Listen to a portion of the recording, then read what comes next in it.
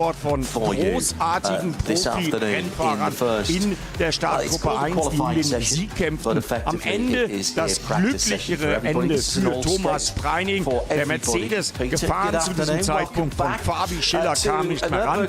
Und am Ende war es dann doch ein persönlicher Abschluss an einem traurigen Wochenende für den Motorsport mit tollen Leistungen.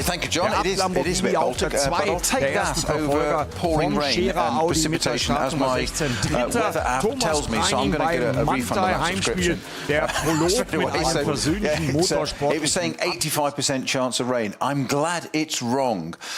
You mentioned qualifying. There's two sets of qualifying. We've got qualifying today, which is, as you say, an all-skate, a bit of a free-for-all. And then tomorrow is the key day, Friday. We've got top qualifying tomorrow. There's a distinction of the two. And, of course, this year there's a new regulation, isn't it? 3 sessions, so qualifying Q3, Q2, Q1. Very similar to the way it runs in Formula One, so it just makes everybody understand it. Sorry, my apologies. 1, 2 and 3. Correct, sorry. TQ 1, 2 and 3. We'll probably talk about that a little bit more tomorrow, but we'll give you some insight into that this afternoon. The temperature reads at 8 Celsius. It feels a lot colder than that in the wind, which is actually coming up from the southwest. Normally is where the weather comes from, and normally makes it a little bit warmer than that. The first thing that we've got to say is that this is a huge crowd. It's a bank holiday here. It's Ascension Day for those of you who are following the religious festivals this year, and that is one of 2 weekend dates that the ADAC RAVENOL 24 hours of the Nürburgring falls on. It's either this one or Corpus Christi. This is the earlier one of the 2, and the campsites were busy on Tuesday actually they were busy on Monday when I rolled up. It got busier on Tuesday, more yesterday, and last night as we were leaving after our special midweek motorsport, it was absolutely bonkers, the amount of people coming in. Today, as I say, there'll be a lot of people coming in as it's a holiday. It's called a bridge weekend here in Germany because you only have to take 1 extra day to have Thursday, Friday, Saturday, Sunday off, and that's why it's always around about this time of the year. Literally a movable feast in terms of the religious calendar. The entry is a impressive 161. There's been a self-imposed limit here for a little while. It went down to 170. First time we were here in 2007, I think it was 229 cars started. It went down to 170, then they cut some of the smaller engine cars out. Just giving you a little bit of a history lesson as we go in. Then it went down to 140. It went back up. I think it was going to be 150 this year, but there were more entries than that, and the organisers here decided that they would take all the entries that they had, which was 161, hence the weird number, spread across over 20 classes. I'm not even going to start explaining the 20 classes. I'm going to give you some homework, dear friends around the world. And if you search race car engineering and an explainer to the classes, there is an excellent article that you can access free from Race Car Engineering. Well done to Andrew Cotton and the rest of the team for putting that together. We have a green flag spot on time for this session, which is just on 2 hours, and we'll see pretty much everybody going out here. There are an awful lot of drivers here who are getting their first go at the Nürburgring 24 hours.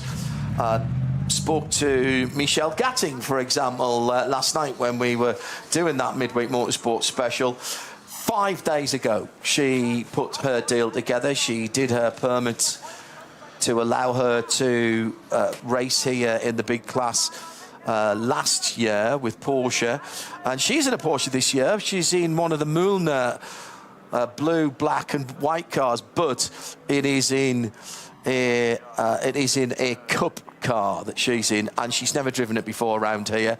We've got Jake Hill. He is with Lion Speed, with Kyle Tilley and Patrick Kolb amongst his driving partners. And he hasn't driven here in the wet yet, but he's looking forward to, again, first time. Now, that is a GT3 car, so it's his first time in the GT3 car. And so on it goes, because there is an absolutely huge amount of drivers here, as you might imagine, with 161 cars. Pretty much all of the garages have 5 or 6 cars in.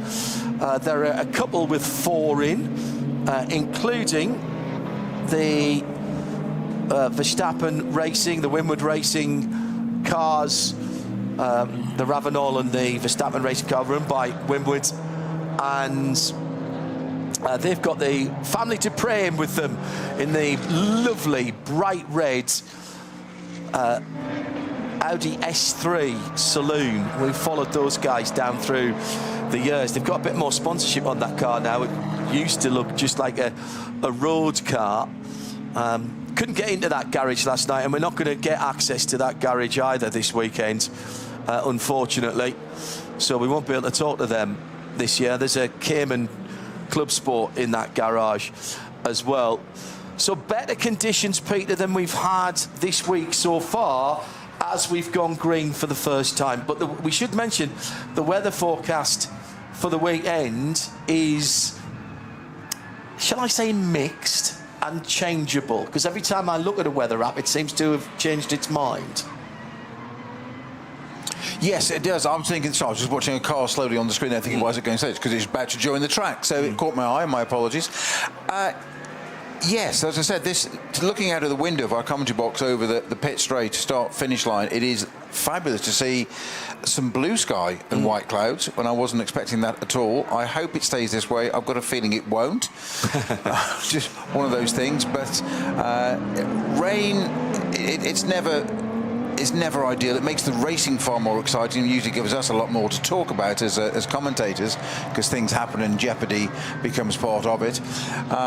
The drivers don't always like it. Some do, some don't. People love racing in the rain, some don't. I'm one of those weird freaks of nature, as you know. I thought I'd say it first, that enjoys racing in the rain. In fact, give me a 24-hour race, give me dark and give me rain, and I'm happy. What was really interesting, and I said about the amount that everybody's just going out onto the Nordschleife for the first time now. You can, in these early sessions, actually, there are a set of cones out on the start-finish line of the Grand Prix track, which means you can come around and not go out onto the hats and back. So if you just want to get a bit more heat into your tyres, if you just want to shake the car down, if you just want to make sure that everything is bolted on properly, a very good idea, you can come back around and restart your lap without any penalty. But of course, that means that your lap restarts when you come back across the start-finish line. When we get into the race, those cones will disappear and you won't be able to do that. I thought it was interesting, actually, talking to a number of drivers, including Michelle Gatling and to Jake Hill last night as well.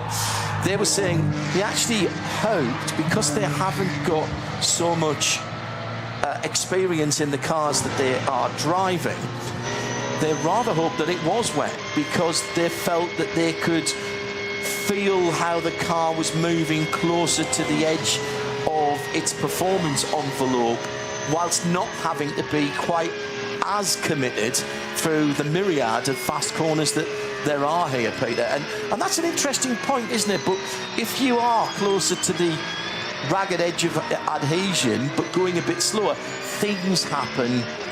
Not in slow motion, but at least the car's not snapping on you when it's getting to the edge of its grip. Yeah, the wet's a great leveller for all drivers.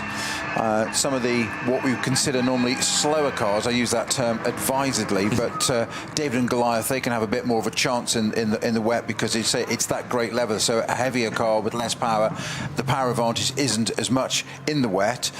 We've just got our first, I'm going to say retirement, that's not the right phrase, but the first car to have stopped hasn't even got off the Grand Prix circuit, unfortunately. That's our number 909 Kramer Racing Cup 2 Porsche. It's either Peter Sander, Christian Kramer, or Leo Messenger at the wheel of that. I'm just going to try and find where that is. Sorry, who it is who's driving that, but the car is currently it's on the back section. So the bit you were just mentioning about, John, it's got all the way out there. That's our first Code 60 of the weekend. Undoubtedly not the last. Well, no, most certainly not. That's one of our Cup 2 runs. Cup 2 cars would be very interesting. Now, we're talking about speed differentials and things there. Cup 2 runners in the dry, because they've got so much power and not as much aero, they're actually the fastest cars on the straight parts, as in Dottinger Her, not the SP9 GT3 cars, would you believe, which is quite extraordinary. So you'll get a Cup 2 3 car overtaking a GT3 car. It's quite extraordinary sight to behold here, of the many things you see at the Nürburgring that defy physics. Indeed. But they don't actually. That's the point. They don't defy physics. It is physics that makes it faster. Less drag, more miles per hour, basically, is what it comes down to. Hello to those of you listening around the circuit as well on our audio service, part of the Radio Show Limited network of channels, live and free for everything this weekend. So wherever you are in the world, you can take us with you. You go to radiolemans.co or radio-show.co.uk. Click on the player. We're on RS1, part of the Radio Show Limited network, and of course the World Feed TV, available via the Nürburgring 24 official YouTube channel. If you want to get in touch with us and join the conversation at RSL_studio, use the hashtag RSLN24. And we've already got some people doing that. That comes up in the screen in front of us. Hello to Right Turn Lover, listening in, overlooking Hokkaition. Some of those better be Asian than hopefully Hawk and close to tell. Very good. Very good indeed. At RSL_studio, hashtag RSLN24. Matt Hunter is tuning into the feed from a sunny but windy Devon in the UK, introducing his workmates to the wonders of endurance racing over the next couple of days. Oh, very good, Matt. Very good indeed. I'm not even talking about times at the moment because we're not getting any full lap times. If you are coming to us from other forms of racing, and I'm sure that many of you will be, cleanse your mind.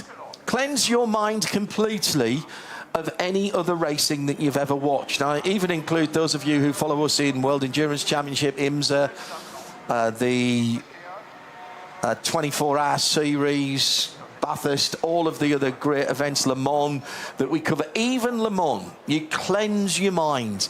Le Mans is 8.5 miles around. This circuit is pretty much twice that. It's a little bit under twice that around the Grand Prix track, the version that we use here, and onto the Nürburgring Nordschleife. Got one of the Audi touring cars facing the wrong direction, and that is the very brightly coloured number 621, which I was talking to the guys last night. They're very excited about that car, and he's pointing back in the right direction now. Is it 621 or is that 921? Well, it wasn't upside down, was it? 821. See, I remember the colour, but not the name.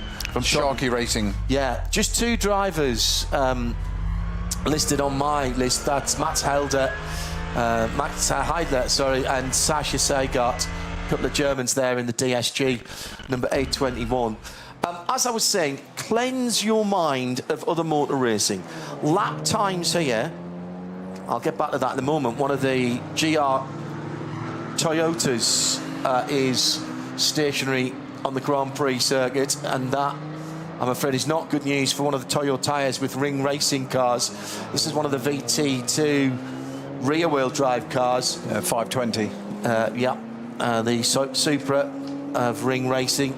Takuma Miyazono, Masato Kawabata, Okato Matsuyama, and Jin Horino, all four Japanese drivers, and Itsukoto Matsuyama behind the wheel. He's put his hazard flashes on. Lap times here are long, very, very long. Being 45 seconds off the pace is nothing here. Being 3 minutes, 4 minutes, 5 minutes ahead is nothing here. That's half a lap. So when you see these big gaps during the race at the weekend and you think, oh, my guy's doing rather well, or my guy's doing rather badly, or my team's not performing, it's a 9 to 10 to 11 minute lap, depending on the classes of the cars.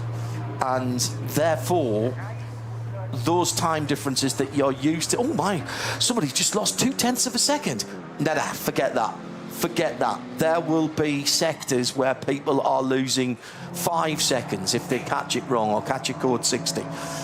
The other thing that you're going to have to think about, Peter, is we don't do safety cars here. There will be no safety cars, because this is in some ways a throwback, but in some ways, and you've raced here, it is responsibility being put back to the drivers to have respect for their competitors and for the safety workers. Yeah, it's the age-old comments from your engineers in the car. They'll ask you what's doing, and you'll come back and say, well, what do you advise? And they'll say, well, you're in the car, mate. It's down to you. Yeah. Just very, very quickly, John, I know you said it's not about times there, but the first 2 times have come with complete laps. Grello, Manti Porsche 911, has gone second fastest. The fastest car on the circuit at the moment, though, is the BMW M3 Touring. Just had to say that. Sorry, that's a sentence I had to say. Yeah, this is the underpinnings of an M4 GT3 that has been given a BMW M3 estate car, wagon, touring body.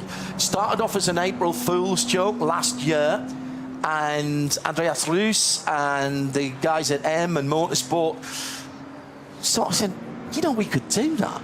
We should do that. They have done it. It's running in SPX.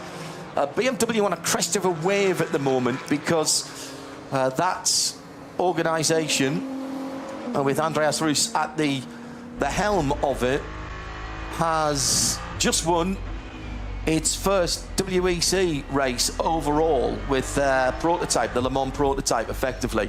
And they were first and second at Spa last weekend. Quite a lot of the people have come straight down from there. That's BMW M3 Touring just on the hats and back now. It was in a testing livery before. It's now in the most incredible black front with the bright coloured stripes on the back. It's going to be a modeller's dream. We're all wanting the slot car already. And I'll tell you now, I'm going to have a little side bet with you. I think that'll get through into top qualifying 3. And I think they want pole position. I think they want to win pole position. The car runs in SPX. We've got a fire in the pit lane. Is it steam? Oh, it's steam, I think. Is it steam? Yeah. I'm hoping it's steam. Jens Klingman at the wheel of the Touring, by the way. Yeah. I totally agree with those 2 statements that I think it'll get through, and no reason why it shouldn't. I don't think it'll grab pole. Right. I would love it to, and I know they want it to. I just don't think it will. But the most respectable time therefore was a 9:06 straight off out of the box. Now, the car that's in strife, and it is steam, you're Number right, 7 Lamborghini. That is the Conrad Lamborghini. We've also lost, John, by the way, the first of our SP9 runners has stopped SP Pro cars as well. The 24 Lion Speed Porsche has stopped out on the circuit well. Now, that is very bad news for somebody I was talking to last night, because I'm pretty certain that's Patrick Kolb and Jake Hill car, along with Kyle Tilley. No, the 24 car is Heinrich Van Toren. Oh, it's the other one. Yeah. Okay, sorry. That's the other one, okay. So Lawrence Heinrich, who... Lauren Heinrich, relatively newly minted LMP driver in the States, prototype driver in the States, coming back to his GT roots. Lawrence Vanto, who, as we know, is heading to McLaren for their Le Mans programme, and will be developing that car whilst he's still racing for Porsche in the USA.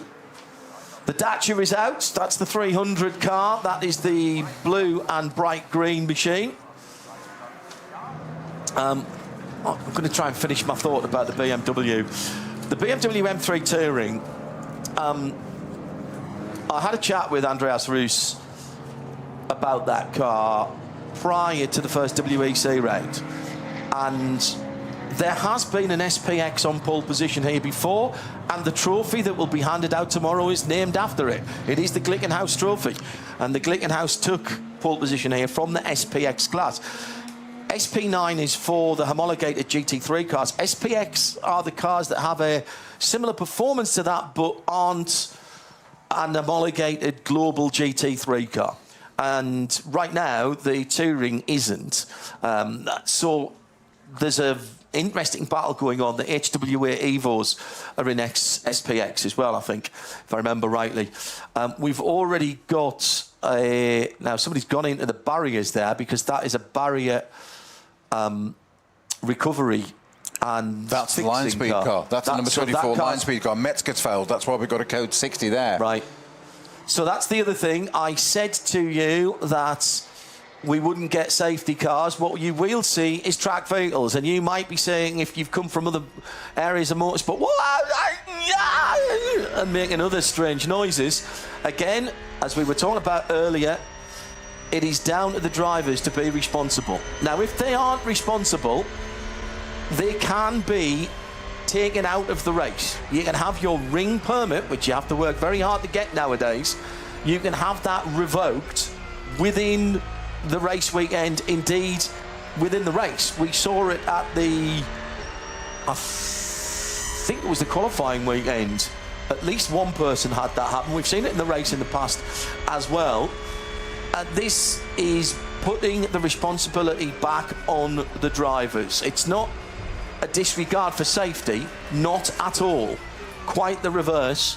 And there are all kinds of panels and onboard features of the cars and safety features. The whole track now has got fibre all the way around, fibre optics all the way around it, so that we can have cameras around there and that the marshal's posts are all linked together. That's not to say it's not still dangerous. Of course it is. Motorsport always is, and you can't mitigate for every eventuality. So we are, what, 20 minutes in? Well, I'm no PR man, John, as this next statement will probably validate, but it would be great at the moment if you could just put this little soundbite out. At the moment, the fastest car on the track is the BMW M3 Touring, and it is currently 5 seconds quicker than the second place car, a certain Max Verstappen in the Wimbledon Racing AMG.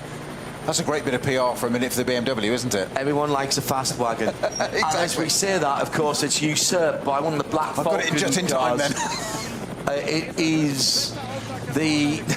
It is the number one car, appropriate enough, that's gone to the top for...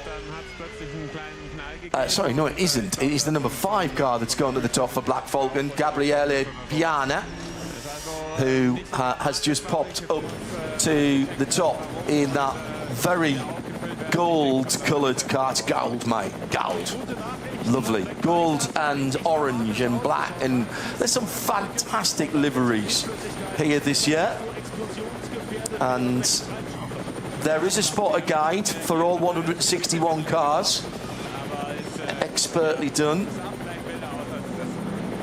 So what a fabulous mix at the top already, John. I know it is only early days and it's just a little bit of an eye to where we might be going, but fastest car at the moment is a Porsche, followed by the BMW, the Touring we've just mentioned, the M3, Mercedes, AMG third, Schumacher in the Ford Mustang in 4th, Van der Linde in the Rover Racing BMW, and it takes until 6th place to have Iancan Guven in the Manthey Porsche 911 Grello in 6th place. Good mixture at the very top there. Different manufacturers, always good to see. Open tyre formula for this race. That's a good point. Everybody can use what tyres you want. It's absolutely brilliant. I love that about this series. I counted 9 different tyre manufacturers when I walked down the pit lane. I may have missed one or two because it was throwing it down in rain and quite cool last night when I was doing the live into midweek motorsport.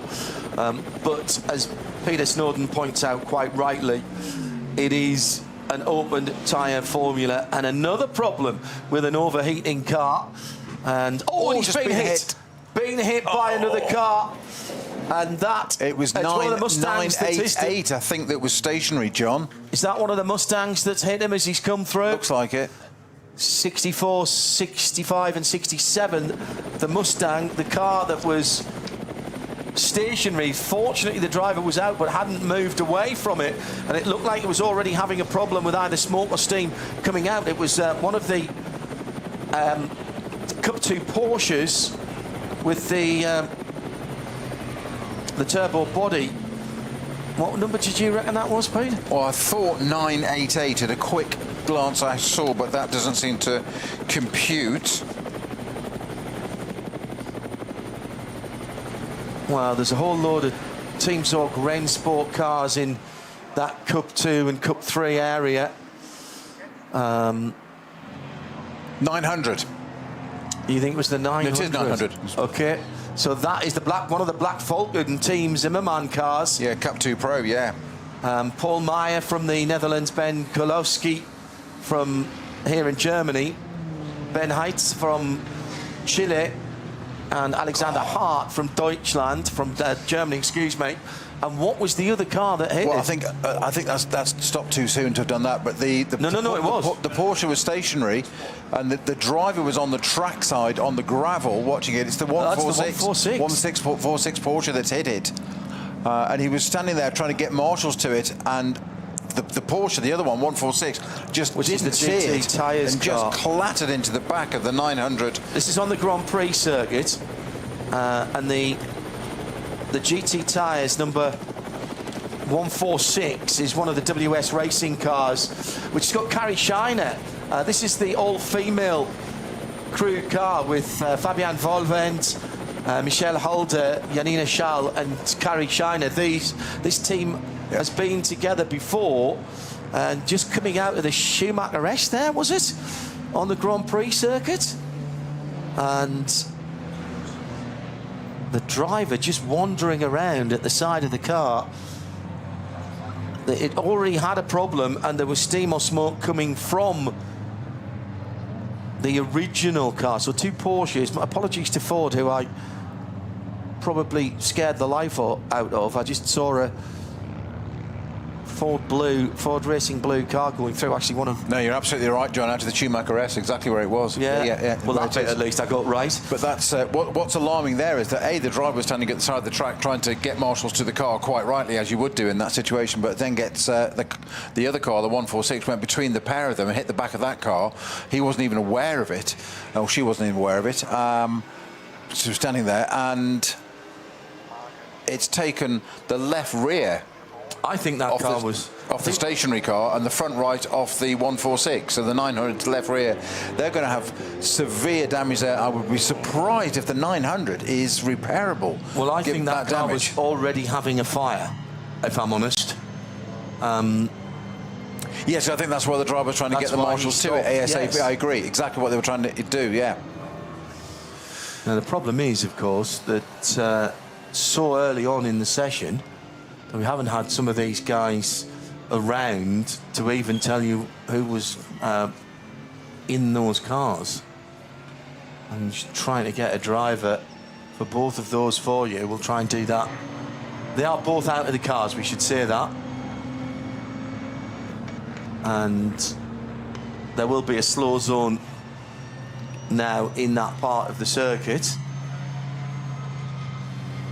And actually, the circuit is very nearly blocked at that point there, and everybody's slowing down. We've got the BMW Z4s back. This is a bit of a back to the future, isn't it? There are several fan favourites. The Dacia number 300 will undoubtedly be one. The BMW Touring we've talked about. We've got the SAG Motor and Motorsport 3M BMW Z4 E89 Evo. This is a 2013 car. The number 36 has Julian Reer, Ralf Schall, Henry Valkenhorst, you recognise that name, Christian Scherer in that car. And they didn't have the easiest of runnings when they were trying to shake the cars down but it's great to have that car back. We've also got the HWA engineering speed cars. They are the 61, 62 and 63. Look like an old Mercedes 190e touring car, DTM car. Look like it. They're saying 525, 40 horsepower. It's a V6 twin turbo now rather than the old DTM V8 engine. And whilst the centre section owes something to a 190, the rest of the car has been specifically built for this race. And glorious they look too as well. Top of the shop now is the Audi R8 LMS of Max Kreuzer Racing. Ben Leuchter behind the wheel of that car. And time for that one is an 8 minutes 54. So this is getting a bit more interesting. The HRT Ford Mustang GT3 Evo, the number 67 car, and that is in second but leading its class. So that's an alternative fuel car we've got at the top. Nürburgring and the ADAC 24 Hours has a rich history of bringing new technology in. We've had hydrogen cars here in the past, diesels. The alternative fuel cars, for the most part, I think this year are all running on renewable fuels. As the Black Falcon, Giorgio Piana, goes back to the top in the number 5, Gabriele Piana, sorry, in the gold Porsche. Yeah, only just though. It was 854.2 for the Audi and 854 dead now. It was the Mustang, you say, in HRT Mustang. Dennis Olsen in third place. Harry King in the high-class racing Porsche in fourth at the moment. That's the number 86, which is the dark red and white striped car. Really nice. High class by name and high class livery as well. Really suits the 992 body shape. Then the McLaren Durr Motorsport. Is it McLaren's? Yeah. Yep. Won last weekend at the Spa 6 Hours. Their first victory in the WEC. Then Schnitzelarm Racing GmbH for the SP9 class. If you're not from around these parts, the sponsor there, Schnitzelarm, is a restaurant that specialises in... Anyone? At the back there, Beulah? Yes. Oh, Schnitzel. No way. All schnitzel all day. And we've been saying that for such a long time, since they came into the NLS and to the Nürburgring, 24 Hours, and we've still not had a plate of schnitzel delivered. We live in hope. We live in hope. At RSL_studio, use the hashtag RSLN24. Hello to Matt Hawkins, listening in. He says, classic start to the weekend already. Yes, it is. I hope you're enjoying it. Good to have all of your company from around the world. Late in the evening, what's 9:45 in Sydney, Australia. I know a lot of you will be sitting up watching that. Again, at RSL_studio. So Porsche on its way back is the... What's that Porsche, Peter, on the back of the flatbed as it comes through? I'm not at the right angle to the screen to see that. Is that the 146 that's been brought in, or the 900? I thought they would have brought it onto the... It's a green and white car. That's got to be the 146 because the front. Oh no, that's the Lion Speed car. That's the number 24 Lion Speed car that went off. Of course, the first code 60. Yes, of course it is. It's the Lauren Heinrich, Lawrence Vantour, and Ricardo Feller car. So that's very much a fancied car, and already on its way back. The detritus of the accident on the Grand Prix circuit also being cleared up at the moment. So again, no safety cars as such. So this will be covered by double yellows and slow zone. We will have a track intervention car sitting behind that recovery vehicle with its lights on. There's a mixture of cars here. I'm just seeing a Porsche getting pulled in, a rhubarb and custard coloured Porsche Cup 2 car being pulled down the front straight as well, just past us, and that's been pulled by an Audi estate car. We've got Cooper 4 Mentors, the VZs out there. There's still the old pickup truck, the fire truck, the big American Ford, and I think we've still got at least one of the old Jeep Cherokees, although they might have been retired now. We don't see them so often. They were such a feature here. I bet they're back up though somewhere, aren't they? They'll be somewhere. In a lock-up somewhere, just in case. They'll be there on a trickle charger, ready to go. You know they will. You know they will. Because you know they're reliable. Well, absolutely. That straight 6 4-litre. I had one of those out in the Gulf for the first Gulf War. That was our logistics, one of our logistics vehicles that I bought, along with a twin cab, twin wheel Silverado. Right, it is the number 60. No, it's that 982. It's the 982 that's under tow at the moment, Peter. She's, I think, one of the Cup 3 cars actually, as it's being towed around back to the pit lane. So that must have got caught in the cutout. It's the W&S Motorsport Cayman. Now it's Christoph Krombach, Oliver Kuntz, Axel Dufner, Leo Livus, Arne Weber, all German team there, and it is indeed the Cup 3 machine. So Black Falcon going through, going back out in the lead, and now has changed drivers. You'd say the team's doing this, they'll want to get every driver or most of their drivers through, and it's the number 5 car going out with Mustafa Mehmet Kaya, Turkish driver, one of a couple of Turks in the field in that Evo. That is an Evo 26 car, so that's the brand new version of it, that red, orange and gold mainly. Ben Luchter for Max Kreuzer Racer in the Audi in second. He's still the best of the 81 cars, alternative fuel. Jens Klingmann now down to 13th in the BMW M3 Touring, but leading in SPX. The best of the Porsche Cup cars is the Müllner Motorsport. I feel I might be seeing that a lot. The number 904 down in 14th position. And see if I can pick up any more of the leaders in class. Pro Sport Racing Mercedes in the GT4 SP10 is the 176 in 34th position. And Hyundai Motorsport lead in TCR, a class that they've dominated. They've got 3 cars here this weekend, just 1 in TCR, the 830, and 2 in SP4T,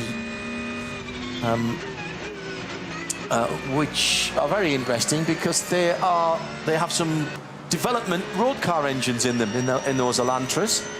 I'll try and pick them out for you, those 2 cars out for you. SP7 is a Porsche, number 82, leading its class. Müllner Motorsport leading Cup 3 with their 999 car. That is the highest number we have. We don't often go all the way up the 999, but we have it here. Beautiful conditions. The rain clouds gathering over the back of the castle, which has been refurbed lately. Grello in the pit lane sporting a special livery for anniversaries of both Manthey and the Grello livery. Grello, not green, not yellow, but I could never understand why a German team from Moispath, which I drove in through the back of today to miss some of the traffic, which is literally, they drive the cars to the track, they don't even put them in the transporters, they put amber lights on the top. and drive the test. So, grün und gelb, surely. So it should be grumbled or grelbed or something. But no, it was Grello. They took the English on, number 911. Well, I don't think they actually named it, did it? I think the fans. I think it came from the other way round. No, I'm not sure, you know. But it got known as that, as a sort of nickname, and I think they just took it on board. I don't know. It was before. Answers on a postcard to the studio, please. I think it was before Porsche took Manthey over and sort of subsumed them. Olaf Manthey, he of the fabulous handlebar moustache, and surely the only team manager to have a Haribo sweet in his image. The special Haribo chewy sweet special editions for this race, around this race. Not only had the Golden Bear, there was a 911 and there was an Olaf Manthey. I think you've done everything, haven't you, Peter, when you get a small gummy sweet made in your image, including the handlebar moustache. There's no future, is there? What else can you do? Well, he's retired after that, mate. You're done, aren't you? He passed the team on to his son and retired. There's nothing more to achieve, is there? Very little more to achieve for Manthey, in all seriousness, from what they've done round here down through the years. They fundamentally understand this circuit. So we are 40 minutes into this 2-hour session. Hello. Good day to Phil Anson. Fabulous Phil Anson. Phil, thanks for lending us your ears and your eyes on this one. A rainy Noosa Heads in not so sunny odds at the moment. He loves the touring. He says the last estate racing car I can remember was the 850 Volvo in British touring cars. Has there been any more? T5. I've just got to the bottom of Grello. Which is? It's actually Grell is German for glaring, and yellow. It's an amalgamation of the two. Glaring yellow. Grello. Okay. It's not green and yellow. Can you think of glaring yellow. Any other estate cars that have raced other than the 850? There's bound to have been something bizarre that's been around here. To be something. In the early days. Probably a Passat or something like that around here. Mini Clubman. Mini Clubman. Yeah, that counted as a estate car. That was back in the 70s. Mod Sports in the UK. There was a Mini Clubman. A famous mini tuner has redone a classic Mini as well, and that's going to annoy me. It's not Nick Swift, but... hello, Phil. Hope you're settling back in at home. Roxy at RSL_studio, hashtag RSL N24. Any repercussions for the driver that hit the 911 on the GP track? Well, they'll have a look at it, I'm sure. They'll be checking to see that the yellows were out and what was going on and whether they ignored them, whether there was another car that they had to avoid and move out the way. Hello to Dallas, who's not in Dallas but in Florida. Good morning. NG Auto Art, artist in residence. I presume he's getting lots of inspiration from this. Having a sandwich in the garden. Banana Pie is watching from Trinidad. Hello. I hope your weather's better than this. Philadelphia, USA, Mr. Bedlam. Robert Cruiser from Raleigh, North Carolina. Allard Calf. Hello, Allard. Are you here this weekend? Walter Strycek was one of my answers in our German F1 Drivers Pointless last night on Midweek Motorsport. Walter Strycek, former head of Opel Performance Centre, is in one of the Z4s. He can't stay away. He was part of the team that brought the Foxtail Manta and raced with his children as well in a couple of bits and pieces. I worked with Volker many years ago. Yeah, turn of this century. Thanks for tuning in, everybody. Nothing will ever beat the Peugeot 806 that raced in Spa back in 1995. That would have been my choice for here. It was a 405 Super Tourer underneath a Peugeot 806 MPV body. I think might have been a 406, but it was brilliant. Full works colours, and would have been ideal for round here in those days. And that was Roxy as well. Very good. Honda raced a Civic Estate in BTCC, says L12. Yes, they did.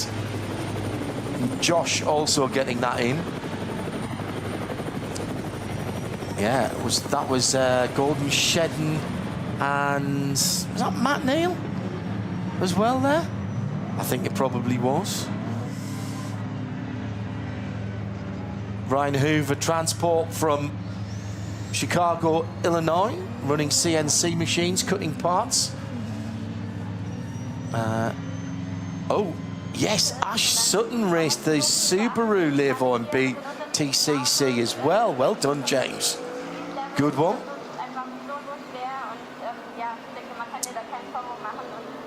Hello to Sometimes, heading into work in Virginia.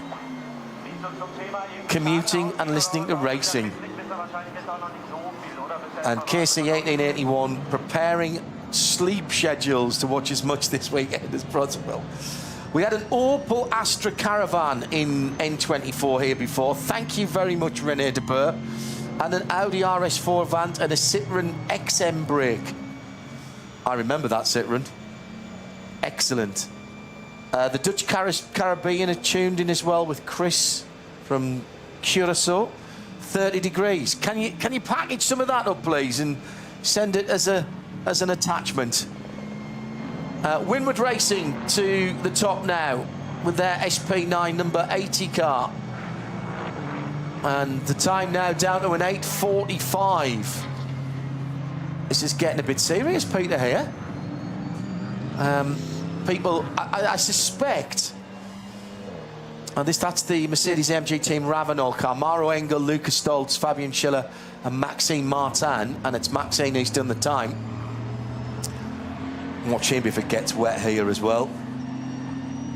And apparently, Daniel Reynolds telling me there was a Commodore wagon in the Bathurst 12 Hours about 15 years ago. Brilliant.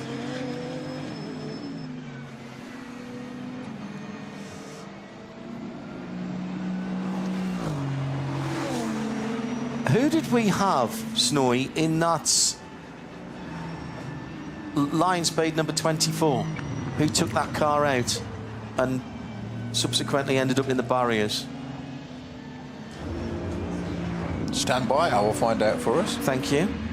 Because I'm being reminded by Richard that Lawrence Vantor had a weekend-ending crash in the Porsche last year on the Thursday, maybe? It was last year or the year before, Richard, I think. It was Ricardo Fella. It was Ricardo Fella, OK. But more bad news for that car. Joel Sturm's just coming at the pits in the Dynamic GT Porsche number 54, 8th place for them. So remember when I said, cleanse your mind of all things otherly racing and don't worry about big gaps? Well, there's 4.5 seconds between first and second and 4.2 between second and third. And then we're down to tenths and half a tenths and all sorts of things. Round an 8.5, 8.75 minute lap. Live and free around the world on RS1, part of the Radio Show Limited network of audio and visual channels. Good to have your company. And of course, also on the World Feed TV via the official Nürburgring 24 YouTube channel, ADAC RAVENOL 24h for 2026, the 54th running of this race.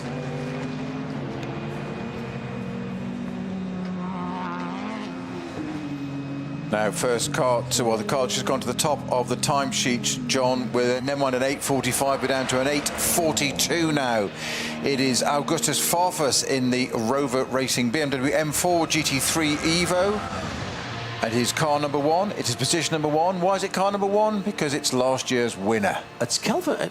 I've got Kelvin van der Linde behind the wheel of that on the other timing screen. Farfus on my screen here, so isn't that very interesting? It does have Raffaele Marciello, Jordan Pepper, as well as Kelvin van der Linde and Augustus Farfus in that.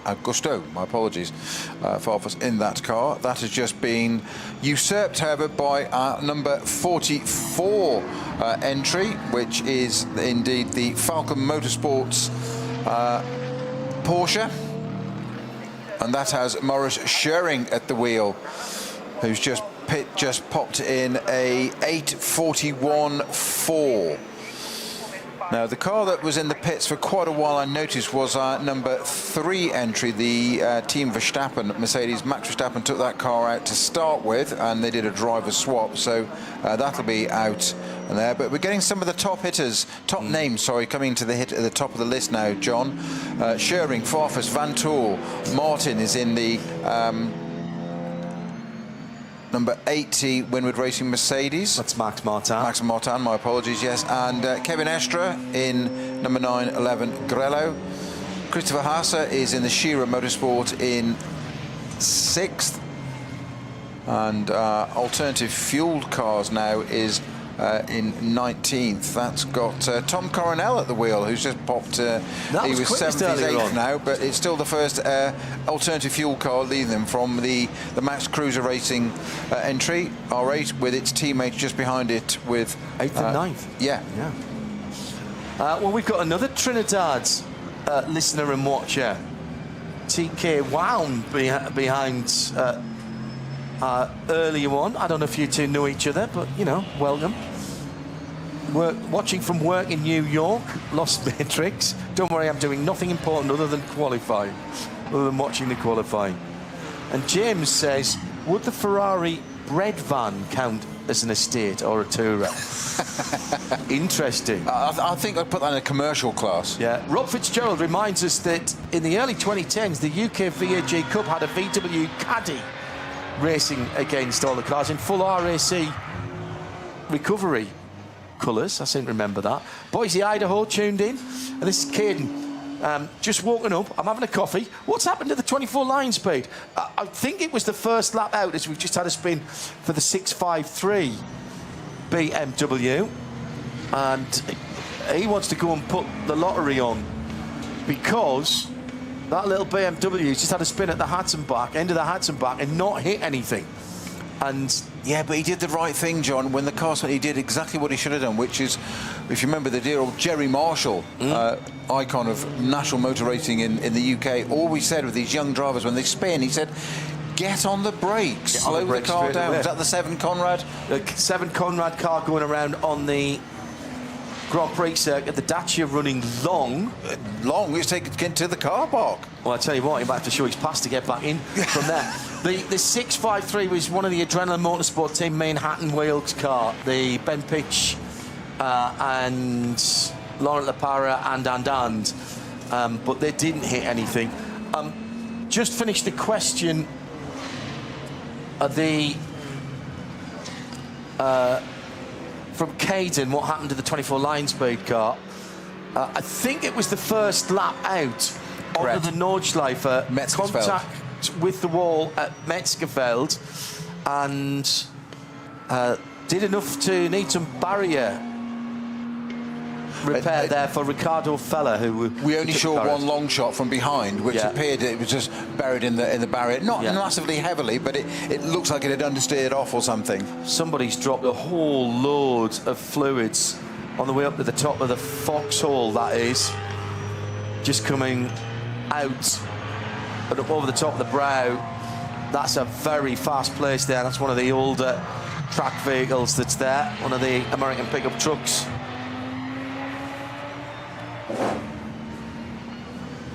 At RSL _studio if you want to get in touch with us, as many of you are in these early sessions. Right, Clark Duffy has got the picture out of my favourite 806, which raced in the Spa 24 hours. Absolutely incredible that car was for sale within the last couple of 3 years.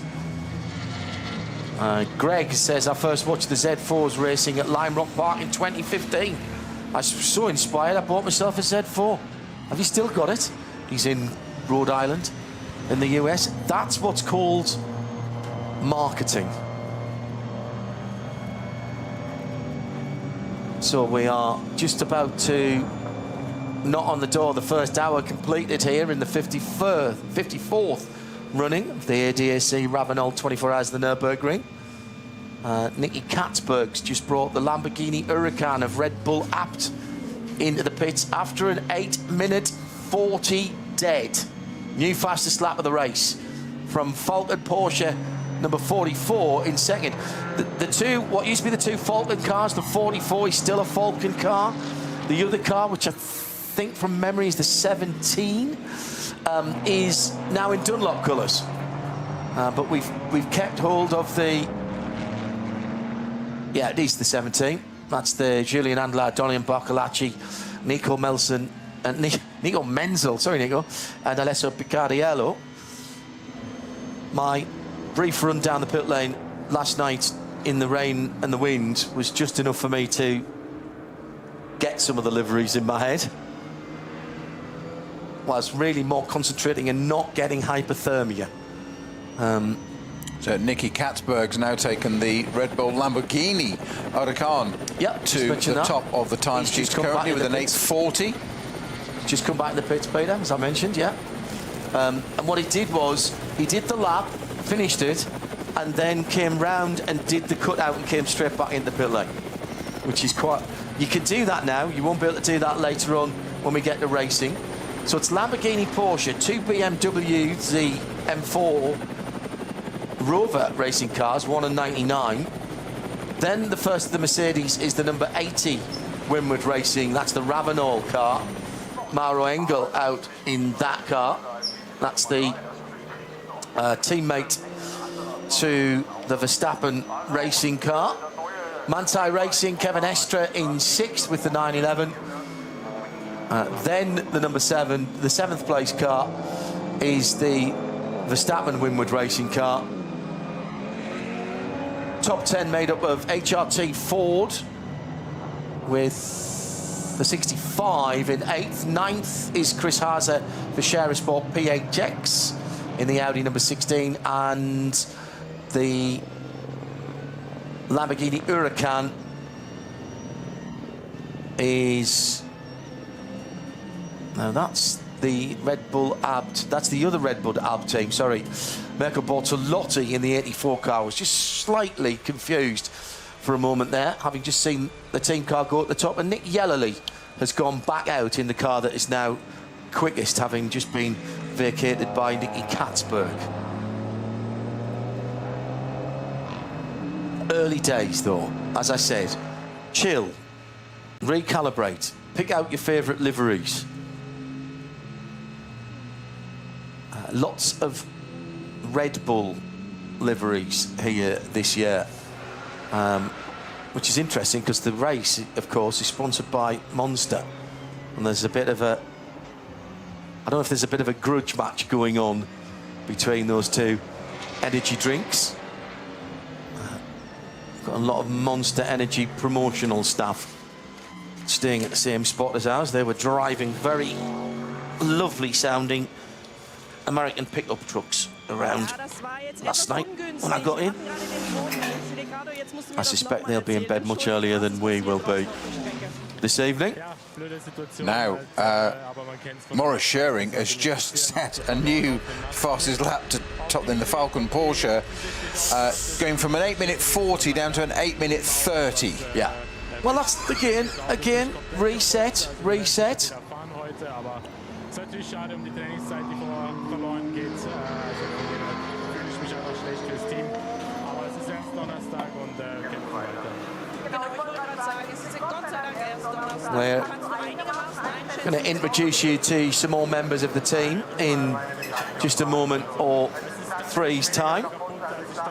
And in fact, I'll bring one of them in straight away and say good afternoon to Bruce Jones, one of our usual NLS commentary team.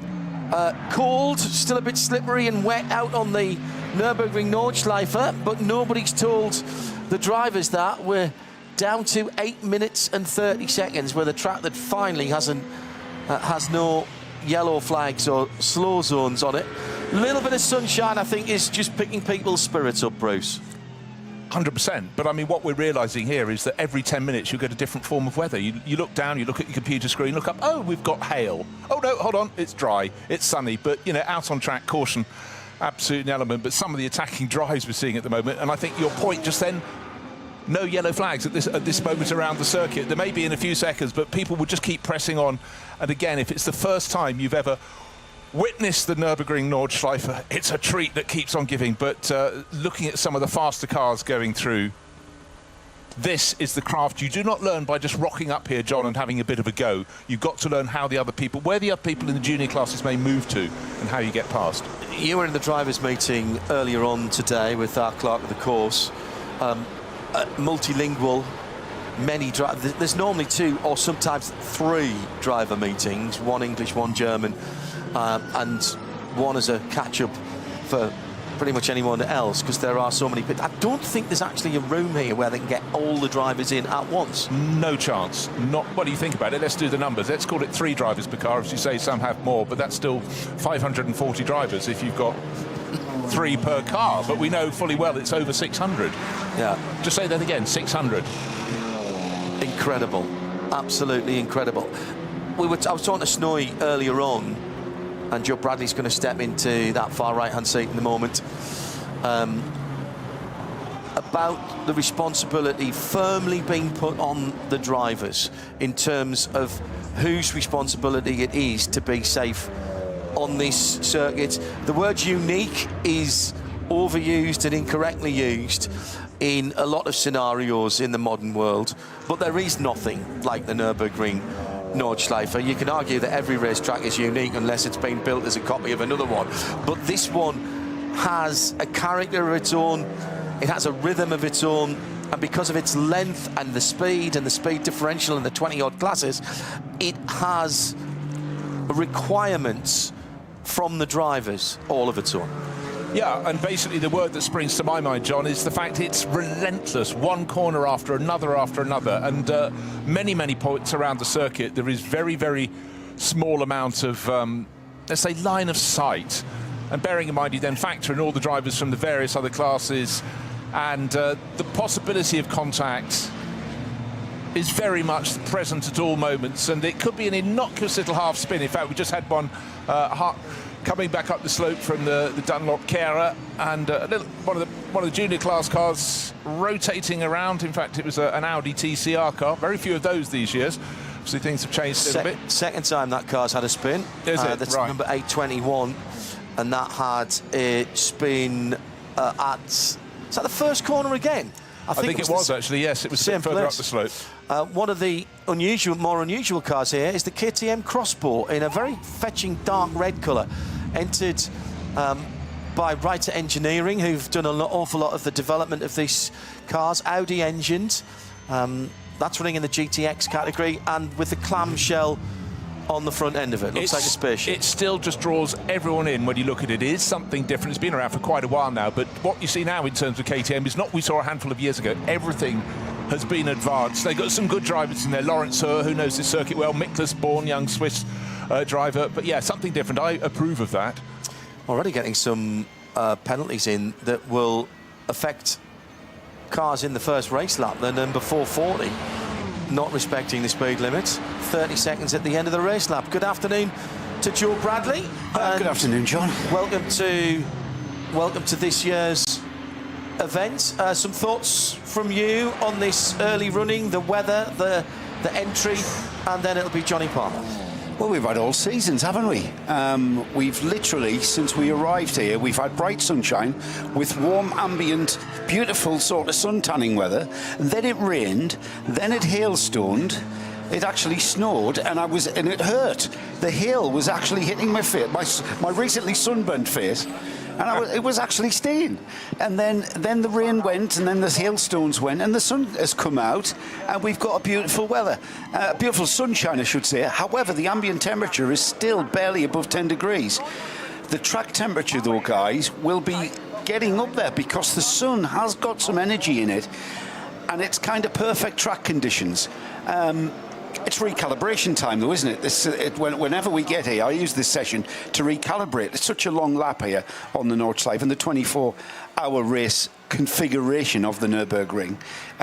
It literally takes ages to get around, and you can't look at it. I mean, one of the sectors is longer than a conventional lap at, say, Spa, for instance. So it's a recalibration afternoon before we get into the weekend. Well, imagine what it's like for the spectators. They come out with a jacket, no, a bit hot in that. They take it off, get a wind cheater. No, I've got rained on. I'll take that off. Oh, what's happened to our tent? You know, it's an endurance event. And if anybody has never, ever been here before, you cannot believe we have tens of thousands of tents and caravans draped over the hillside. And coming in this morning around the Nordschleife, the very southernmost part of the circuit, I literally was flabbergasted. John said this was a unique track. It's a unique event from the sense of the fans that come here. We've been out there. If you go out there and you venture out on the track, around the track in the fan areas, you get quite an array of German thrash metal. Every 100 yards you get a different beat and a different sort of crescendo of just this wall of sound that you walk through into the next wall of sound, which is blocking out the adjacent walls of sound. It's just an incredible. And of course, they're all drinking beer. Naturally. Good afternoon, everybody. Welcome if you're just joining us to the 54th ADAC RAVENOL 24 hours of the Nürburgring. This is the first proper qualifying session of the week, and it's a great time for us to come in because the gentleman who's been grabbing a few headlines, it's fair to say, ahead of this year's event has just gone quickest in the session. Max Verstappen in the number 3 Mercedes, the Red Bull-sponsored car, doing an 18.539, which puts him 8 seconds clear of the rest of the field. It's been tricky out there with some damp patches here and there, plus, of course, lots of incident as well. So Max not only doing a splendid lap, but also finding the gap through the various incidents as well. Looking at that lap, I mean, he was astonishingly positive, let's say. He wasn't leaving anything out there, but, you know, there's an element of frustration you have to learn to curb here on the Nordschleife. Very few laps will be entirely clear of yellow. His early laps were stymied. He had a visit to the pits. He went out, but the onboard footage just showed he was not going to let half a chance go. If he could shorten the line around the circuit, he was doing it. But this is not his first play here, don't forget. He's already had 2 runs in the top class and 1 run in a junior class, which is essential to get his ring licence. Is anyone else going to get in that car, by the way? Because every time I've looked in this session, Max Verstappen has been the name associated to the car. I don't know what the programme with the other drivers consists of, but they're giving him a lot of seat time this afternoon, for sure. Well, in fairness, looking at the others, Lucas Jules Gounon and Danny Juncadea, they all know this circuit very, very well indeed. But I guess Max is doing the early hard yards. There's another qualifying session this afternoon because he's probably going to get back to track. He's probably doing a 24-hour I-race as soon as he gets back to his caravan. I think that was last weekend, so he's fine. He hasn't got that to distract him. They're clever enough not to organise them on the same weekends. There is an important thing to be ticking off for every single driver in the race, though, in that they've got to do 2 flying laps at some point during the 3 qualifying sessions. You don't have to do it in each session, but this is treated, the standard qualifying sessions are treated as kind of 3 sessions bolted together. So the quickest times in the various categories could come in this session, could come in qualifying 2, could come in qualifying 3. But at the end of qualifying 3, all of the divisions that aren't permitted to run in top qualifying, their grid positions will be locked in, certainly for start group 2 and start group 3. Because yes, folks, if you've never experienced this race before, there are 3 individual grids all set off at 2-minute intervals. Because otherwise, you imagine trying to set off 161 cars all at once. The final rows, in fact, from about one third back to the rear, can't even see the lights. They wouldn't be on the main straight. So having to do it in 3 separate groups, which is very much traditional in this race and in the Nürburgring Langstrecken series, the shorter 4-hour affairs.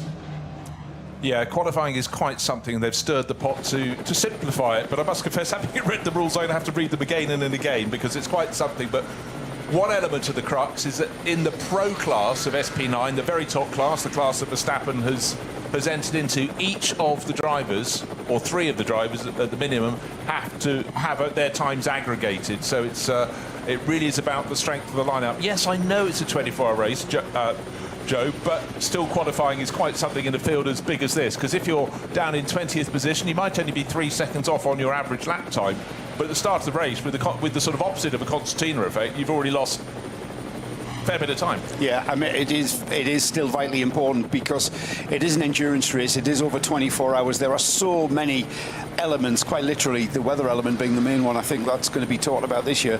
There are so many things that can be thrown at you. However, this is a 24-hour sprint race. And you might think we talk about this track not being a conventional track, but these drivers, certainly the top class drivers in the SP9 class, they attack this track and optimize every braking, every overtake opportunity throughout the 24-hour race, or indeed their stint time. It is an absolute sprint race for those guys. But even if you stripped out all the other classes, for an SP9 class, which is for the GT3s, to thrash around this circuit lap after lap, it is something you cannot ever take your eye off the ball. It is just astonishing. However, you do have, they're not mobile chicanes, they're other drivers in other classes, but they are still running at a very, very different pace. It makes it so difficult. That's why, Bruce, I mean, you guys cover the NLS and the qualifying rounds to this race.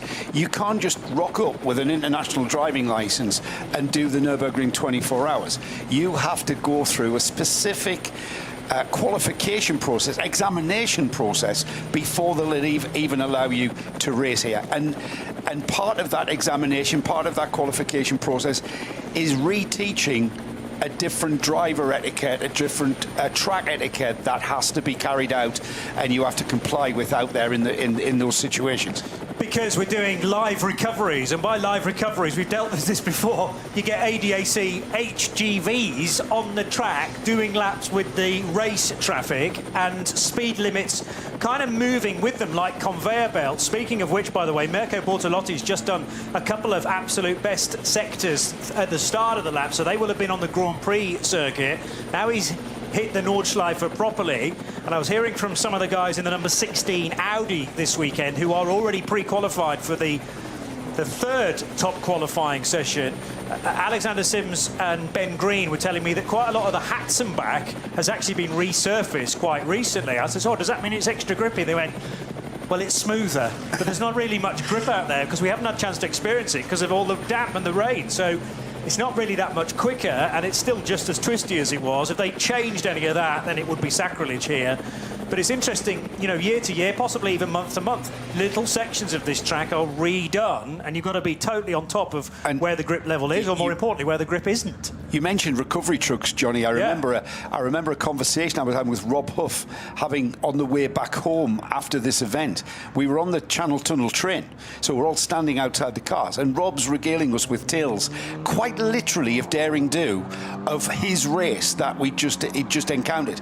He sticks his thumb under his chin and he puffs out, you know, came over a brow, pitch black, headlights looking at the sky. All of a sudden the headlights are looking at the track. Recovery truck, hazard warning lights going.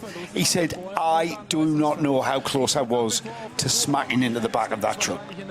He said, and that was only one of many, many tales of daring do that he regaled us with. But it's a factor, but they normally won't just put out one flatbed. Obviously they'll have vehicles around moving slowly. The marshals, they've got, in fact, this year they've got a new system of panels, illuminated panels, but you are still going at warp speed on a twisting a rising bit of track. But I mean, the officialdom here, the thought of it is astonishing, the organisation required. But just the thing about resurfacing little bits of track, it's hard enough when you get levels of track in the dry that have got slightly different surfaces, but when you've got what we're going to get this weekend, a little bit damp, very damp, full wet snow, heat wave, and then the nature of all those transitions could just be the thing that will tip a car offline. We talk about the racetrack being rubbered in, and we then talk about when it rains, there's a wet line through corners. If we then got and resurfaced it, and we've got brand new tarmac out there, how quickly does that rubber in? How quickly is there a wet line that will develop? when the weather comes, and it is forecast to be very, very changeable over the course of the weekend, over the course of the race distance, it is going to be a matter of, in a lot of circumstances, pure luck of being in the right situation, in the right car. I don't think at any point of this race that we're going to get any of these drivers saying, my car setup was optimised. I had the right tyres, I had the right tyre pressure, because it's key. These guys will send these cars out on slicks knowing it's going to be wet across the other side of the track with a tyre pressure that will help them, but only help them to a point. And then they're on their own out there. No, 100%. Also, just bear in mind, you want to learn the track on a regular-sized circuit. You might go and do 10 laps in practice. Here, you might get 3. And there might be a car on the bit you wanted to try, just so you've got to let them stay where they are. But anyhow, it's an outstanding race. The quality at the top is rising and rising and rising. You can see precisely why Max Verstappen wants to come and take on this challenge. And likewise, as it was in Formula One a long time ago, back in the 70s, we were just nippers. You'd have, like, guest drivers. McLaren might put a third driver in. It's always good to get that benchmark. So the drivers want to go, OK, 4-time world champion, let's see how we can go against him. Where do we stand? The McLaren story, the 1973 German Grand Prix, Jackie Ickx had walked away from Ferrari, calling it the car a S-box, S-H-I-T box, and McLaren scooped him up. They were Yardley coloured McLarens. Their drivers were Denny Hulme and Peter Revson. In comes Jackie Ickx. They go out for the first practice session, and Denny Hulme and Peter Revson went to Teddy Mayer and said, you are going to have to give him the crappiest tyres you've got and the most rubbish engine you've got, because he's not coming here to embarrass us. So they gave him the longest life engine, and they gave him the hardest set of what would have been Goodyears in those days, Bruce. And he went out, and he still went quicker than him in qualifying, and he still outpaced him in the race. And I actually had the privilege of discussing this with Jackie Ickx at the Amelia Island Concours a few years ago. And I asked him about this. His eyes lit up. And he was, yes, they tried to give me the rubbish car, and no, but, I just... It's that local knowledge, it's that track knowledge, it's like knowing what's coming next to the point where you can absolutely just, throw caution to the wind. And these drivers are going to be encountering that very thing throughout this race. And some of the early shots in the German Grand Prix when he entered it the first time in a Formula 2 car around here, because they didn't have enough Formula 1 cars. The track, obviously 25 kilometres, they could fit more in.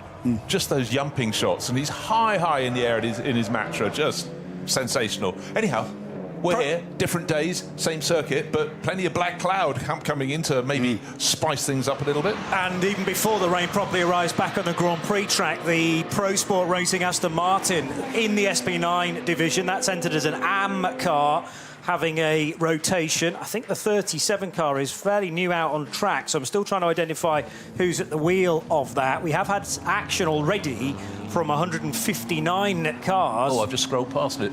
It's Mr. Lonroth. So Lonroth spinning. That will be Marcus Lonroth, who shares with Guido Dumouriez, along with Christian Connert in the number 37 entry. The other thing I wanted to mention was the number 19 car of Jan-Jaap van Roon, which is the Max Cruiser Racing entry. An Audi R8 was the one in the barrier and being recovered in the AT1 class.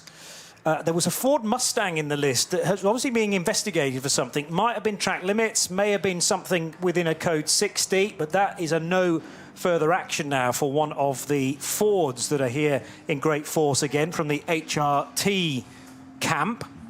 And that was car 67, I seem to remember. There are 3 of them, 64, 65, 66. They had very, very cool liveries last year. I haven't actually caught sight of them in the flesh for 2026, but conveniently last year, one was painted completely blue, the other one yellow, and black maybe is the third one. So hopefully the paint schemes are similar, because in the dark that's very, very helpful for us. They're not at all. Oh, one is running in black with red flashes. Think Yokohama livery. Yeah, okay, yes. One they haven't put a picture in as yet. That's also on Yoko's though, isn't it? Even though it's not in and then you've got livery. one that's largely yellow and green. Think, I don't know, Norwich City or something like that. But nice. There's another football reference from Bruce Jones, Chopper. I can't believe this. Yes, I know. I do my homework when I know who I'm commentating with. OK, let's just talk about what's at the front. Number 3, Winwood Racing, Mercedes. And it's got Juncker Teller at the wheel. Juncker's just taken it over. Yes. So he's been given his go. Then we've got a couple of the Rover Racing BMWs. Did rather well last year. One of them won the race. And in fact, car number 1, Jordan Pepper at the wheel, well, in the pits at the moment. And Sheldon van der Linde in the sister car, also in the pits there, second and third fastest. Fourth fastest, the other Winwood Racing Mercedes, Fabian Schiller at the wheel of that. But we've still got that gap of 8 and a bit seconds between Verstappen's time that put it top. But again, even as I speak, suddenly you've got a yellow flag at Stijlstrekker, and then it's clearing very quickly, so maybe a little rotation. But it is about making your way through the gaps in the traffic. Drivers changing. In fact, Raffaele Marciello's taken over last year's winning car. He's come out of the pits. 45 minutes remain. Just a point about that winning car last year. They've kept 3 of the 4 drivers in that car going into it. So Jesse Kroon's not with them. But Farfus is back to defend his title with Raffaele Marciello, who you've just mentioned, Kelvin van der Linde, and they welcome Jordan Pepper into that car as well. But, you know, never kind of break a winning formula. That's got to be a big strength for them in 2026 as well. And perhaps a lovely segue there to remind everybody what this qualifying session's all about, because we've got 5 cars that really this is irrelevant because they've already qualified through to the all-important top qualifying 3, which is where they get an opportunity to actually go for the overall pole to start on pole on Saturday afternoon. So those 5 cars, currently the number 1, the car we've just been talking about, the Rover Racing BMW, with Marciello now just taking over that car from Jordan Pepper. That car has qualified. It's currently second in this session. Another car. The really helpful thing, Joe, is if you look at the scoring tower, it actually says next to the car TQ3, which is top qualifying 3, and therefore we know that the number 1 BMW has made it already. And then further down, you were about to say there were 2 other cars. Well, there's 5 in total, 3 of which are in the top 10 at the moment. Yeah, 5 of the 12 who go in TQ3. Yes. Yeah, so... The number 84 is another one. That is the Red Bull Team Apt Lamborghini. The 47, the KCMG Mercedes. Shira Sports Audi, you've got a great story about that one, Johnny, the number 16. And the Realize Condor Racing with Rinaldi, that's the Ferrari 296, number 45. So the 84 at the moment, that's already through. That's the Red Bull Team Apt Audi. And the other one that's on your live stream pictures as well is the number 45, which is the Realize Condor Racing with Rinaldi Ferrari. So 5 cars that are really treating this as a practice session and honing driver positions, driver setups, getting a setup in the car that everybody's happy with. And I would think at this stage, looking at the weather forecast, which everyone is aware of, at the Nürburgring, the weather is always going to play a part, isn't she? They'll be looking for a compromise setup on these cars, a car that will be good in the wet on slicks, no doubt. Because you can't just dive into the pits here, because by the time you come out and get back around, it might have dried up, certainly with the sort of weather we're seeing. So Alexander Sims ticking off at least one of his time laps. He has done one already, so this will be the second one. And as I say, it's 2 time laps in qualifying 1 and or qualifying 2 and or qualifying 3. So you've got plenty of time to do it. And I asked Alex and Ben Green, his co-driver, actually, they were standing together sorting out hands, devices, helmets, that sort of thing. I said, what about this approach to the race with 3 drivers for your number 16 Audi as opposed to 4 drivers for a lot of other cars? And they went, yeah, kind of ask us after the race, because the concentration levels required around here, particularly in the likely weather conditions we're going to have, are sky high. I don't think there's any other race where they will have to concentrate as much. The big positive, as Alexander was absolutely hopping and jumping his way through Hatzenbach, resurfaced it may well have been, but actually the tyres, when they're in the air, don't know anything about the age of asphalt beneath. Track time is key. So cycling your drivers through and actually becoming familiar with the circuit. If we get changeable conditions today and tomorrow, come the race, they might be ruining the fact that they've got so much track time. But there's fewer driver changes potentially as well. You know, are the pit stops made more simple? We have had 3 driver lineups win this race in the past, but it is now a few years ago. So it's not always the way to do it, but it can be a different route. And I mentioned in the European Le Mans Series this year, we actually have one of the LMP2 teams running as a 2 driver lineup for a 4-hour race. That seems to be working fairly well as well. But yeah, for the last 4 years, it has been the quartet that have been winning. Yeah, the last trio, quickly check. Black Falcon, Mercedes, Bud Schneider. No, that was 4 of them. Hold on, I can't count. So we're 2021, I'd say. Quite right. Manti Racing, Cairoli, Christensen and Estra. Yeah, of course they were just the 3. But actually you go beyond that, before that, and you're looking back to, well, very, very long time ago. He says, getting back into the 20th century. Anyhow, rare one. Scheid Motorsport, Johannes Scheid, Sabine Reck, who of course became Sabine Schmitz, and Hans Wittmann, 1996, but different times. The bar has risen some considerable distance since then. Reminded me of drivers, we were talking the other day, of drivers who've done this event and won. First time out, Niki Lauda in 73, only two drivers in that car. It was a Jägermeister Alpina Racing BMW 3-litre CSL. He shared the car with Hans-Peter Joysten. Only 2, and it seemed to be the trend then, because prior to that, the 70 race was won by Hans Stuck, Clemens Schickenvance. It wasn't until 1976. First race being 70, wasn't until 1976 that we saw teams running 3 drivers. Yeah. So that was the 2 drivers. That must have been a... 73 was a strange year, because it was actually held in 2 parts. 8 hours on day 1, 8 hours on day 2, and an 8-hour break at midnight. That's your mind type 24-hour racing. Civilized, yes. So you actually get your head down for 1/3 of the race before doing part 2 of it. So the 8-hour break was part of the 24 hours. That's the bit I need to now read about. That is more like it. I like that idea. Yes, go off for dinner. Nice. But when Helmut Kalleners and Gerald Pankel were winning in 1972 in a BMW 2800, that was all the way through the night, 145 laps, and they did it just as two drivers. And it was a definitive break in the schedule. It wasn't like, a red flag situation or a fog situation or a delay or anything. The race was held in 2 heats of 8 hours each. Wow, is how it's expressed. But I'd need to do a bit more reading about the 1973 holding of it, in truth. It was still an experiment. The first one was only 3 years earlier, 1970. So the fields would have been smaller. They would have grown very quickly. But cars are more fragile back then as well, just to make things more complex. But anyhow, we've got to where we are, and there's some very quick times coming. But every time one sees a quick time on the screen, you think, oh, unlucky, just made your record in Sector 2 and Sector 3, but there's a yellow flag coming to greet you.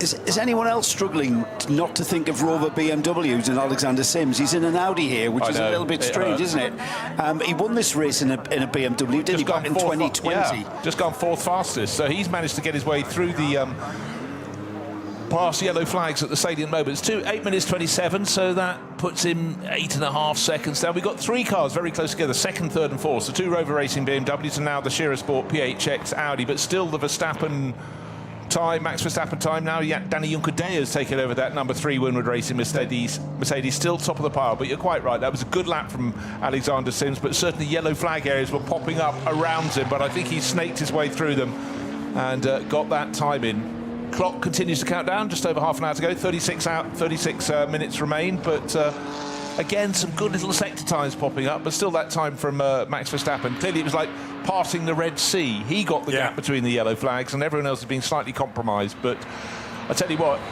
if you look at a tracker map of this circuit, you need to sort of zoom in, because the entire lap is covered with 100 and probably about 120 cars out on the track at the moment. Yeah, I did say over 100 cars. It is just simply something else.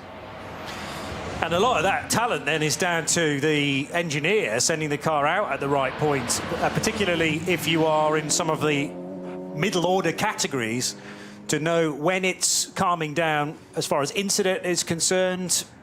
Speaking of which, the Ferrari comes through now towards Tiergarten, and there was an ADAC wagon in behind that it needed to outbrake and go around just underneath Antonius Bucher, the little left-hand kink with the bridge. Now back onto the start-finish straight, and the 45 numbered Ferrari with Thomas Neubauer at the wheel. That's another qualified car. He's the 5th of the cars we were planning to mention who've got through to top qualifying 3. Code 60 out around the circuit, but also just wanting to point out that 3 cars in the top class. The number 786 Renazza Motorsport Lamborghini, the number 40 WSIS Racing Team BMW, that's the Z4, the lovely car from 2013, and the number 35 Walkenhorst Motorsport Aston Martin. All they've done is out from the pits, back up and then in the back entrance to the pits. They have not done a flying lap as yet. So we were talking about how what you really need is track time. You need to experience all these changing conditions, and for those three teams, they've not got anything on the board as yet. Fabian Schiller does an 8:35.9. This is a very cool liveried car as well, the Ravenol car that sits alongside the Verstappen Mercedes, should we call it, car number 3. But obviously there's a great deal of talent elsewhere within that car as well, including Danny Juncadella. But yeah, those two Mercs, the AMGs, were sitting at the front of the garage earlier in the day, looking resplendent. And you couldn't be forgiven for thinking they're not part of the same team, but they kind of are. Winward Racing prepared Mercedes. And he went, well, stayed 5th fastest because the car had been 8 or so seconds quicker than that. Still various incidents. Although, I have now at the bottom of my screen this message that says, green flag, track clear. So it sounds like all the yellow zones have now been withdrawn. And this is the time maybe to put a quick time in with 30-odd minutes still to go. But what we have some people might still have 6 minutes to go on the lap they're on. They've already been interrupted by yellow flags, so it takes a long time to come around. But anyhow, we'll go with green all round, and let's see what the target time might be by the end. So, yeah, 8 minutes, 18.5 seconds, the best so far. And that's from number 3 Mercedes.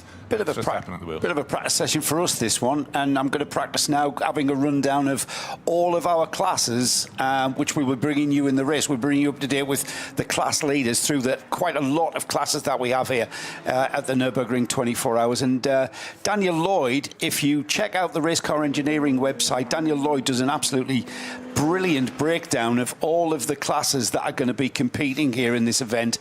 So check that out. It's on Race Car Engineering's website. So down in 115th position is the V5 leader. That's car 440 with Bormisch at the wheel. The first of the Max Kreuzer Racing with Max Kreuzer at the wheel, I believe. That's car number 10. They're down in 107th. They are leading the SP3T class. More details of what these classes mean as well coming later on the day, later on the weekend. 101st place, SP8T. That's the number 59, Duo Motorsport. Weishar at the wheel of that car. The W&S Motorsport entry car 889. That's the BMW class, and they're in 100th position overall. In 99th, these are all very close. V2T Hecker, that's the class name that is. That is being led by the number 519, the Ravenol Japan entry. Dupre Motorsport with their number 480. They are leading VT2 front. That is front wheel drive. That is in 88th place overall. I'll just fill a little bit of a gap in there, because VT2 is split into what the Germans call Frontantrieb, which is front wheel drive. But it also includes all-wheel drive as well. So it's front-wheel and four-wheel drive cars in the front category. And then you've got Hecker, which is short for Heckentrieb, which is the rear-wheel drive VT2s. And there are no four-wheel drive cars in there. It's just rear-wheel drive cars for things like BMW 330i's. There's a Toyota Supra, well, many of them in that category, etc., etc. Carry on as you were. So they're fundamentally very similar class performance-wise. However, 88th and 99th positions in this session. I know this is just time sessions. One of my favourite classes, the BMW M240i class. That's being led by the number 195 Adrenaline Motorsport team, Manhattan Wheels. They're in 86th place. 76th place overall is the V6 class leader. That's car 448. In 63rd place, the SP Pro class, being led by the 992 numbered Manthey car. The number 91 Rita Engineering, that leads SP7 in 59th place overall.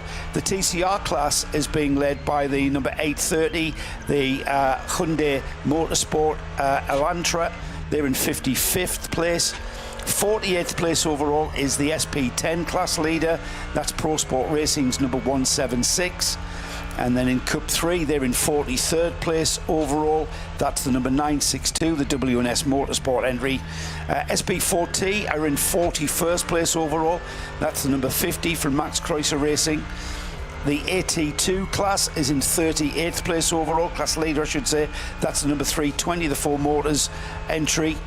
RPM Racing with their number 777. That's the Cup 2 class leader at the moment, or the fastest one. They're in 31st place overall, and then just ahead of them in 30th, the AT1 class leader. That's the number 75, Max Kreuzer Racing. 7th overall is our SPX leader, and that's the number 81 BMW M Motorsport. And then SP9 is our overall leader, and that's the number 3 Winward Racing Mercedes. And that's pretty much how we'll keep everyone up to date with the class leaders as we go through the 24 hours on Saturday. But we'll keep you updated with the qualifying as well, because they are forming their grid as we speak, aren't they? Yeah, anything outside of SP9 and SP Pro and SP11, which I actually don't think we've got any cars from SP11 in this year's race. They're the GT2 cars, the modern version of GT2. But certainly all of the SP9, so that's 40-odd cars to start with, are eligible for top qualifying 1. We will see throughout these sessions, but kind of their place in top qualifying 1 is already reserved. Fabian Schiller had to deal with a bit of traffic through Kesselchen and Klostertal, and then he went by where the 19 Jan-Jaap van Roon Audi had its crash, and there's a big strip of now just quick dry and sand at the top of that very high-speed section. Thankfully not on the racing line, but it's just the last thing you need when you're about to hit the brakes into Stylestrecker there. Oh, just epic. Had a bit of a change at the top, too, in the last minute or so. The number 64 Mustang, Fabian Scherer, on board. Funny, I had him down in the number 67. Went second fastest. He just edged ahead of the number 1 Rover Racing BMW, but now he too has been trumped by another BMW. This time it's Marco Wittmann, the Schubert Motorsport M4 GT3. But talking in BMWs, you mentioned the top car in SPX as being 7th, Joe. That has dropped down to 11th, but it's such an interesting car. Entered by BMW M Motorsport, BMW M3 Touring 24H. Yes, Touring, it's the one with the estate car body. It's effectively built on top of a regular BMW M4 GT3 car, but with that body, and it's had so much attention. It was something that was done not as a joke, it was almost as a dream, and people, the response was so great, they went, I think we're going to have to do this, aren't we, guys? And it's these little anomalies that just keep things really, really interesting. And it's best time thus far with Hugo de Wilde on board now. May not have set time. It's very much in the ballpark. Just remember, we've got the number 3 Mercedes clear by 8.2 seconds, 8.1 seconds now after Schubert and Wittmann have gone faster. But that touring body one, it's only 2 seconds further back. So right in the meat of the battle. It's got a very good lineup as well. That's Jens Klingmann, Hugo de Wilde, Conor de Filippi, who seems to have been a BMW Works driver for at least 20 years, and Neil Verhagen, who knows this circuit better than any of them, because he did 3 seasons at least with the BMW junior team along with Dan Harper and Max Hesse, and so he has a lot of track time here. Not that the Filippi's not got a lot, but not in terms of the last year, doing about 6 races a year here on the Nordschleife, including the 24 hours, means Verhagen, who just seems to get better, is very much one you should watch out for. This race has always attracted anomalies and novelties, hasn't it? The Opel Manta, most recently, with the foxtail on the aerial on the roof, that car hasn't been around for about 3 years now, if I remember rightly. Car's going very slowly now past the pits into what I suspect is a slow zone onto the Grand Prix striker, into the chicane that starts the lap overall. However, I haven't got any signs. So the number 65 is showing on driver's right, just as you go into the chicane.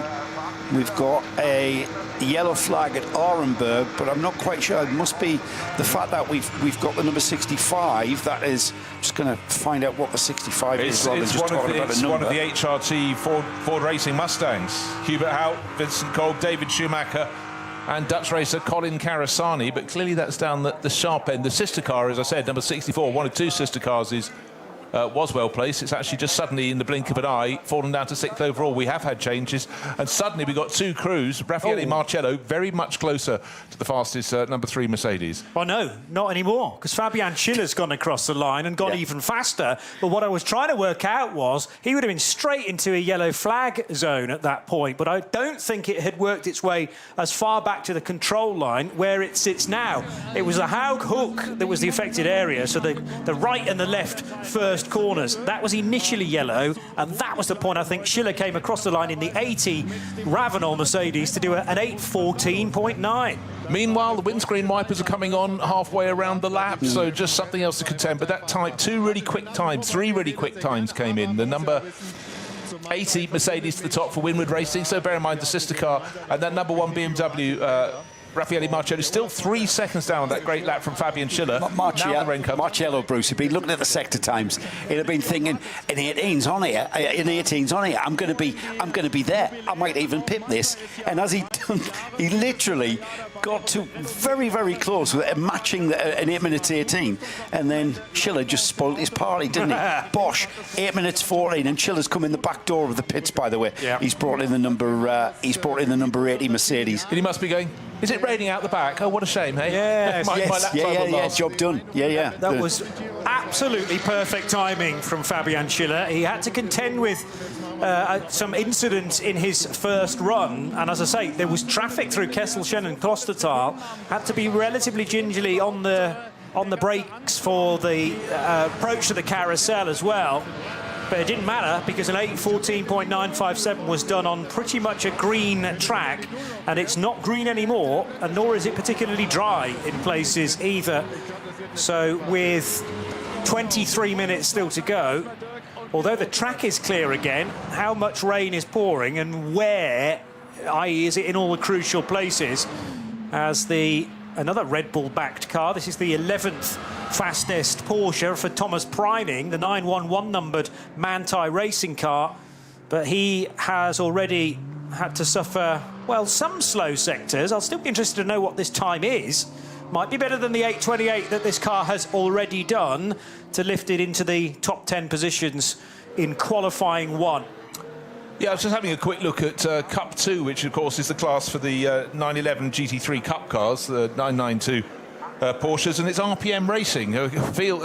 Tracy Crowe, Nick Johnson raced together for at least 20 years. But over 20 years, Philip Hamprecht, but the driver who just set the time 6 seconds clear in Cup 2, Patrick Heisman, who obviously knows the circuit very, very well indeed. If it's a Porsche, tick it is. Put Patrick in, and the tall Dutchman will absolutely fly, and he's best in class. But, to look for his position, you have to scroll some way down, 31st overall. But, apart from that, he's got a car from the 81 class, the alternative fuel class, ahead of him, and he's got the SPX class BMW Touring, which is in 12th position. But that's a really good solid run from Patrick, what you'd expect. One of the cars that draws everybody's attention, in fact there are 3 of them from HWA. We've shifted back, Jamie Green on boards at the moment. It's a slice of the 1980s. It's the 190E with all the wings and things. It's reimagined for the 21st century. And the throngs around it in the paddock this morning, people are just drawn to it. It's wings and things and flared wheel arches and brilliant retro liveries as well. 1980s imagery, but 21st century engineering. Yeah. I think is how I would put that. It's great. Let's have more of them. In fact, let's do the whole 1980s DTM field as a silhouette formula for this race. As its own class in the 24-hour race. It's a good, I'm sold. We'd call it a DTM class, couldn't we? Oh, Yes. if you could bring the DTM catering, I'd be very happy. Those were rich days for people getting chubby. What really? used to do when into the 90s, when Alfa Romeo were competing, you go there for morning coffee because that was all came Italian, from... of course. It was, and it was from... Sandro Nini's brother's company did all the coffee. Then you fancied lunch and you take your pick. Would it be Ford or would it be Opel? Afternoon tea, best cakes at Mercedes. It was a tubster's paradise. So this brand new HWA Evo R, effectively built specially for this race, has a 3-litre twin turbocharged V6 engine, but all the aggressive aerodynamics that you would associate with DTM in the 1980s and 90s, and fabulous to have 3 of them. Actually, this is the one I wasn't able to catch sight of in the garage and in the paddock, the Karcher sponsored car, which is now going to come into pit lane, and that has Adam Adelson driving it at the moment, but also crucially 2 sons of DTM stars in Sebastian Asch and Luca Ludwig in that car as well, number 62. And I don't think any of the drivers are sharing cars. We have Peter Ludwig in the 61. I think Adam Adelson is in 2 of them. Oh, you're right, yes. The 62 and the 63, yeah. So he's going to be sharing duties. And it might be the case of whichever is best placed coming into Sunday morning and, more importantly, Sunday afternoon. where he may focus his efforts. But, I mean, the priority has got to be to get those cars to the end of the race, and we'll see how they do. They are eligible for top qualifying 3 because they run in SPX, and SPX is one of those divisions where those places are up for grabs. So, in principle, only vehicles from classes SP9, SPX, SP Pro, and then the other 2 are AT1 and the absent at the moment, SP11. But they're all eligible to start top qualifying. How well would those 3 HWAs do? I'm not anticipating any of them getting into top qualifying 3 because there are only 7 places up for grabs, but you never know.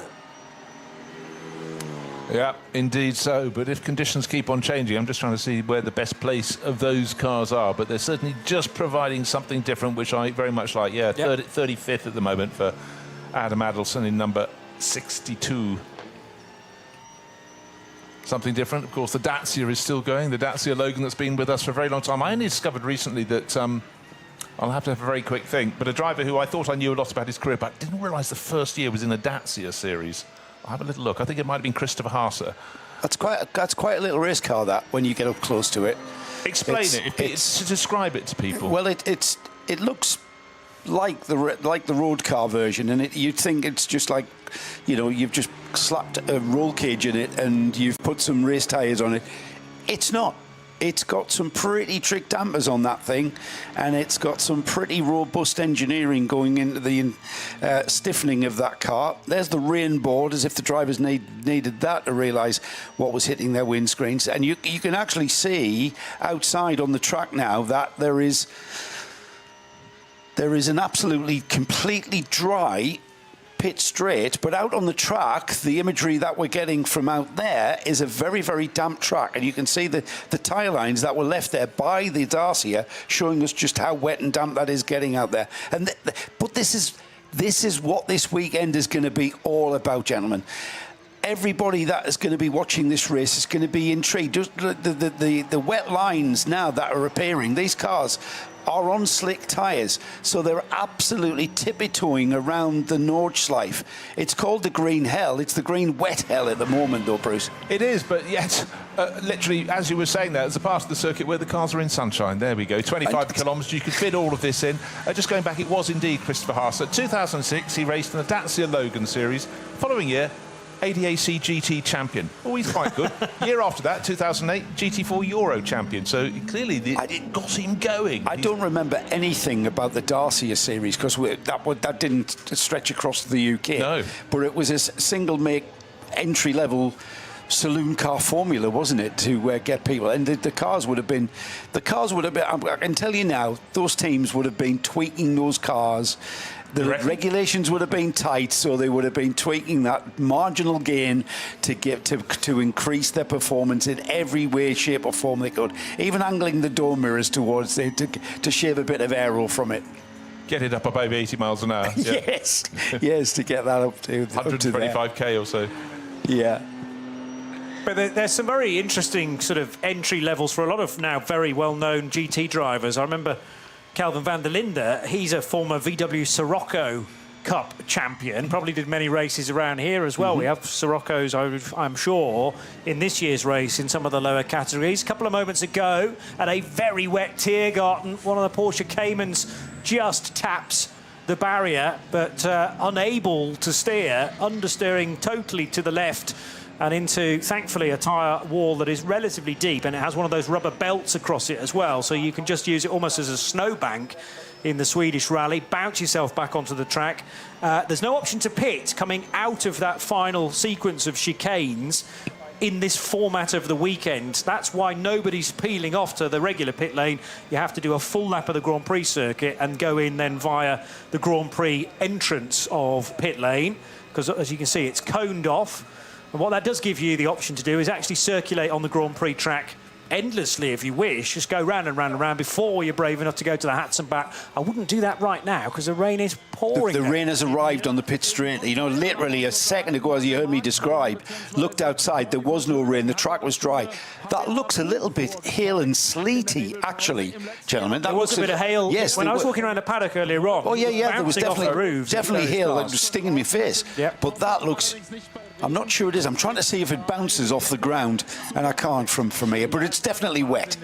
We can see that. It's definitely wet now pretty much everywhere on this track. It is. I mean, I would just say, when I just smiled at you and said, look, you know, part of the circuit was in sunshine a few moments ago. Then we had the Porsche going off at Tiergarten, which is the final sequence of corners onto start-finish straight. You look out the window, the rain is now here. And as cars go down the start-finish straight, they're looking at relatively bright sky straight ahead. There's a big ominous cloud on the left-hand side.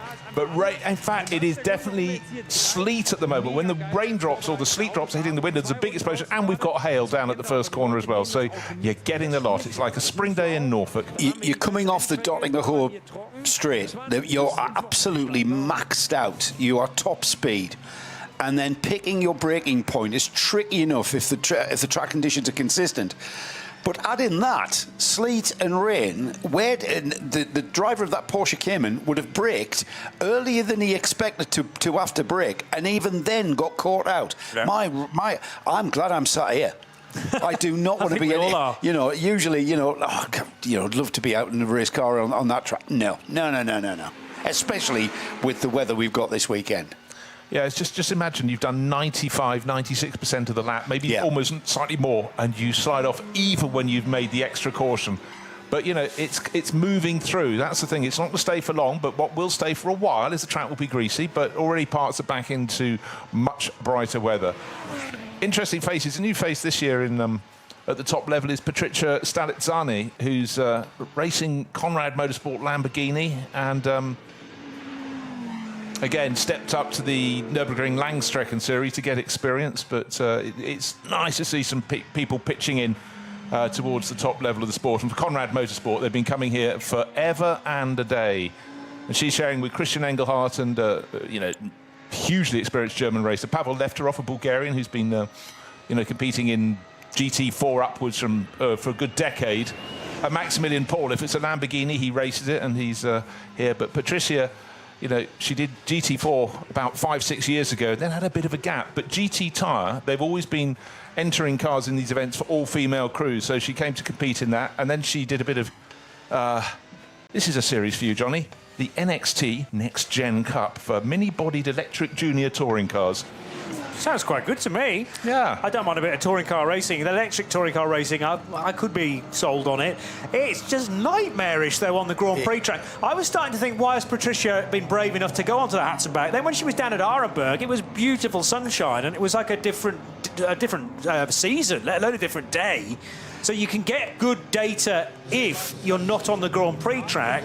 But this is why the pit lane is just as busy as it is, because I look down the left-hand column of the top, let's say 20 cars in the session, and most of them read the word pit, because clearly the guys that have been setting the pace in the early part of qualifying one see no value in circulating on the Grand Prix track and potentially crashing the car in the very first session of the week. You're going to take advantage of getting some wet tyres scrubbed in as well during these sessions. They work better. Taking us back to single-make formulas and single-make series, I want to say hello to Matt Kelly, who's listening in.